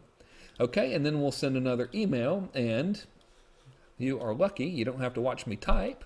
I'll just go ahead and copy from the existing campaign. And man, I wish I could set this up for you where you could just copy from the existing campaign, but that technology is not here yet. So I've given you the swipe file for you to model. So I'll say, okay, there, buddies, let's do the survey siphon countdown. We'll do it from email number dose, right? And again, use this. This is just me nagging. I say, dude. Now, of course, if they clicked yesterday's email, they're not getting this. So again, it's almost the exact same copy. And I won't make you watch me do it, but we need to link to our countdown page and tag them, right? We save this guy. We go back to sequence. We call this email number 2. Okay. I'll move this fellow over here. And then let's wait another day and send them the 3rd email. I like a nag sequence to have 3 emails. I think that's enough, right? If they don't click after 3, then they ain't going to click, and we got to come at them at a different angle. But if they do click, now we're in business, right? So I'll say wait uno day, any day, 10 o'clock a.m. We'll click on save, and we'll send them email number 3. Now I'll pause it. I won't make you watch me get email number 3 because you have the swipe file and you're pretty good at writing emails by now, all right? So hang on, let me pause this and just do it for you. Okay, so I've gone ahead and copied that. Now you'll notice the only difference here is the subject line. So when you're writing these, you could probably get a little fancier here, but in my case, it's just like, look, this is a freaking cool video. I don't need to write a dang novel convincing them to watch this video. If they don't watch it, then they're busy or they're not paying attention. So all I did was I just changed the subject line for all 3 emails. Again, I can't stress this enough. Make sure you do the hyperlinking and tag them. Apply the proper tag, right? So we go back to the sequence. This is all nice looking, right? And now we've built our nag sequence. So that means if they don't purchase from the angle sequence, we wait a day and we start saying, hey, go check out this thing. Now, when they click the thing, now they go to a page with a timer on it. And let's say this timer is 4 days. That means we're going to build a 4-day countdown sequence. Now, just as a side note about Scarcity Samurai, your timer can be as long as you want or as short as you want. It can be different colors. You can customize what it says up here. You can customize the way these numbers look, right? It's very, very simple and cool and easy. So now what we need to do is we need to, now that they've clicked and they've seen the timer and they know there's a deadline, now we need to start adding that scarcity. So in this case, in this particular campaign, because I created it in a hurry, I didn't even start adding bonuses. This whole countdown sequence was literally about an offer going away. There are no bonuses or anything, right? So rather than just tell you what to do, I'll just show you exactly how I built this one, because it has brought in, I think, close to $250,000 already. I've deployed it a few times to my list. I kind of, folks who hadn't clicked on anything in a while, I'll say, well, I'll round them all up and I'll deploy this nice little survey siphon countdown. So for the countdown sequence, what we're going to do is we can immediately send them the deadline style emails, or you can wait a day. And in this case, I think we should wait a day because they already see that there's a deadline right here. So we don't need to email them immediately saying, hey, there's a deadline. Like, they can logically conclude that. So what we're going to do is we're going to remind them about it tomorrow. So I'll put myself one of these little handy dandy delay timers right here. And I will say, let's wait a day. Whoops, always hit the wrong arrow there. Yep, 1 day. Run any day, 10 o'clock in the morning. Crazy about 10 o'clock in the morning. And then we'll send our first official countdown email. And what I'm going to do right here is, of course, I'm going to copy this from an existing campaign. Now, you have this, of course, in your swipe file. So hang on, I'll pause the video so you don't have to watch me do that. Here we are. Now, you can see in the swipe file here, now we're talking about the deadline, and now we're talking about the discount, right? So very, very simple. Your big discount on Survey Siphon ends in 72 hours. Now, are they going to know what we're talking about? Hell yeah. Why? Because just yesterday they clicked and they went here. We know that because of the way we built this campaign. It's behavioral, it's dynamic.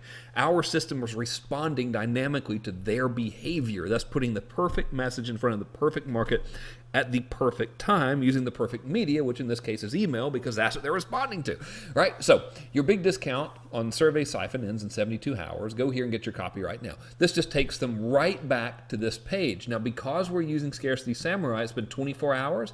It's going to say this expires now in 2 days and 23 hours, right? So 24 hours will have gone by since they saw it, right? Or however much time has gone by since they saw it. That will reflect here.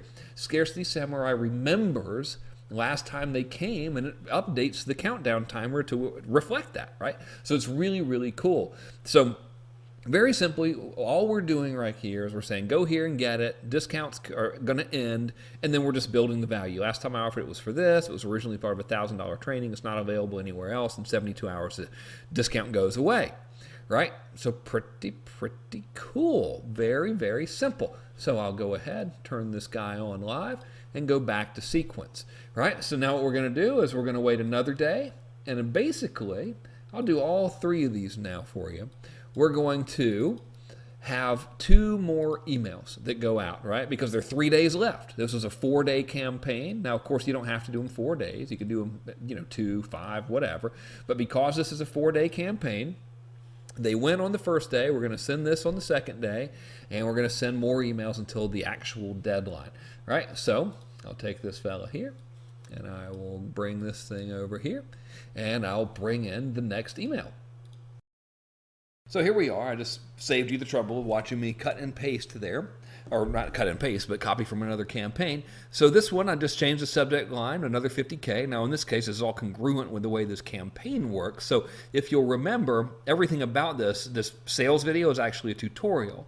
This is a really, really big deal in the mass conversion methodology. It's very, very rare that we just pitch without value, right? So in this tutorial, which I'm referencing here, where I'm telling them about how I did that campaign and all that kind of stuff, I mentioned that, hey, part of the revenue was recurring. So now I'm saying, hey, another 50K came in because part of that revenue was recurring, referencing the video that they watched here, right? Now I'm reminding them that now we have only 48 hours left.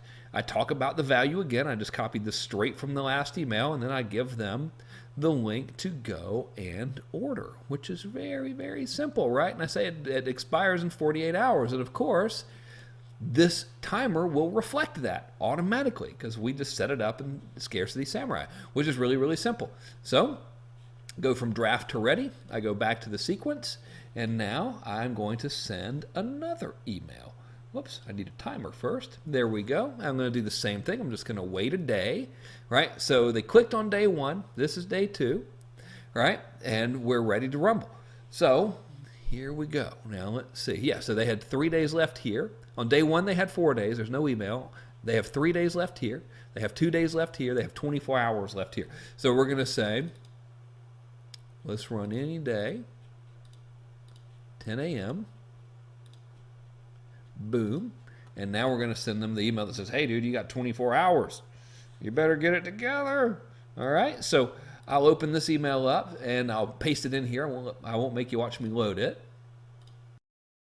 Here's the email, and this now I'm really playing very heavily on this scarcity, right? Deadline, 24 hours. Two things. First of all, your huge discount for the service siphon goes away in about 24 hours.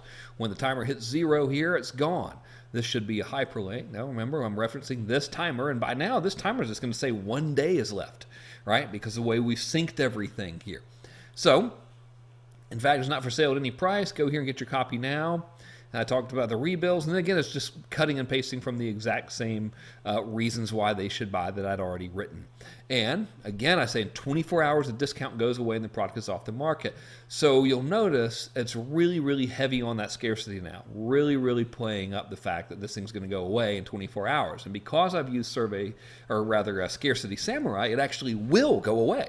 If they go to this page after this timer reaches 0, they'll hit a totally different page, and they cannot access this at all. So when you're using scarcity, it's important to do your best to make it real, which is a really, really big deal. So I'll go back to sequence, and I'll go change this guy from ready to, or rather from draft to ready. But you know what? We can make this a little better because look, I'm going to name these emails actually. So this one goes out when they have 72 hours left, right? Hours. I won't even bother with the spelling there. This one goes out when they have 48 hours left. This one goes out when they have 24 hours left. Dude, let's pump up the gas a little bit on this thing. We still have 24 more hours to market to them. So let's do one more email. Why don't we wait 12 hours? So this is how cool Infusionsoft is. This is where you really start seeing the difference in this application. Let's wait 12 hours, run on any day at 10 a.m. Oh, actually, you know what? Because it's 12 hours, that wouldn't make sense. So that's going to be at 10 p.m. Because if it runs at 10 a.m. here and we wait 12 hours, or rather, if this one goes out at 10 a.m., we're waiting 12 hours, and this is going to need to run at 10 p.m. that same day. Almost messed us up. There we go. Okay, so basically, if I say wait 12 hours, it needs to go off from 12 hours later than whenever this one is. Right? So now let's send them the final email. And this is going to be cool. And this is just going to play up that scarcity, right? So this will be the final notice email. Who can resist an email that says final notice? So I'm going to copy this from the existing campaign. You have it in your swipe file, which of course you can download below this video. Subject line, all caps, final notice. Your chance to save big on Survey Siphon expires in just a few hours. When the timer hits 0 here, it's gone. It's not for sale at any price. Get your copy now. And again, here's just more reasons why they should buy it. See for yourself here. This is just a last-ditch effort to make the sale, right? Just like when you're doing a launch. In fact, this is almost like an automated launch. Really, we just didn't have the pre-launch build-up to it. We're just playing on the scarcity here, which is real because we're using Scarcity Samurai. So I'll go ahead and go from draft to ready, go back to sequence, and now we really have something. They clicked, we waited a day, we say 72 hours left, we wait a day, we say 48 hours left, we wait a day, we say 24 hours left, we wait 12 hours, and we say final notice. That is a good sequence to use here as a countdown. So once we've done it, of course, we hit publish, and now the campaign becomes real, right? And it looks like, let me just go back over here to edit. I need to make this guy live here. I need to go from draft to ready, right? To make that application of the tag work. And I'll publish uno more time. There we go. So now we have a complete closed circuit. They come in here, and if they don't buy, they're getting all of this stuff, right? Now, the cool thing about a countdown sequence or an angle sequence or a goodwill series, we can do the same type of series to be deployed after they've purchased, right? So after they purchase, we can say, okay, well, let's take a sequence and let's add a goodwill sequence for a back-end product, right? And we can just say, boom, and attach it right there. And we can start build this entire thing about another product and choose any of these types of sequences we want to sell our back end stuff, which is really, really cool. And of course, if they buy it, then we don't bother them and all of those kind of things, right? So that's really, really nice. So what I want to do in the next video, and this is just for Infusionsoft users only, is I want to show you how to use this without Scarcity Samurai to actually plug in the, to actually use Infusionsoft to make the countdown sequence link go away on its own without the use of a timer or anything, right? There's advantages to it, which is you don't have to use Scarcity Samurai. The disadvantage is there's no countdown timer on the page. But I'll show you how to do it because who knows? That might be the way you want to do it, okay? So I'll end this video here and I'll see you in the next one.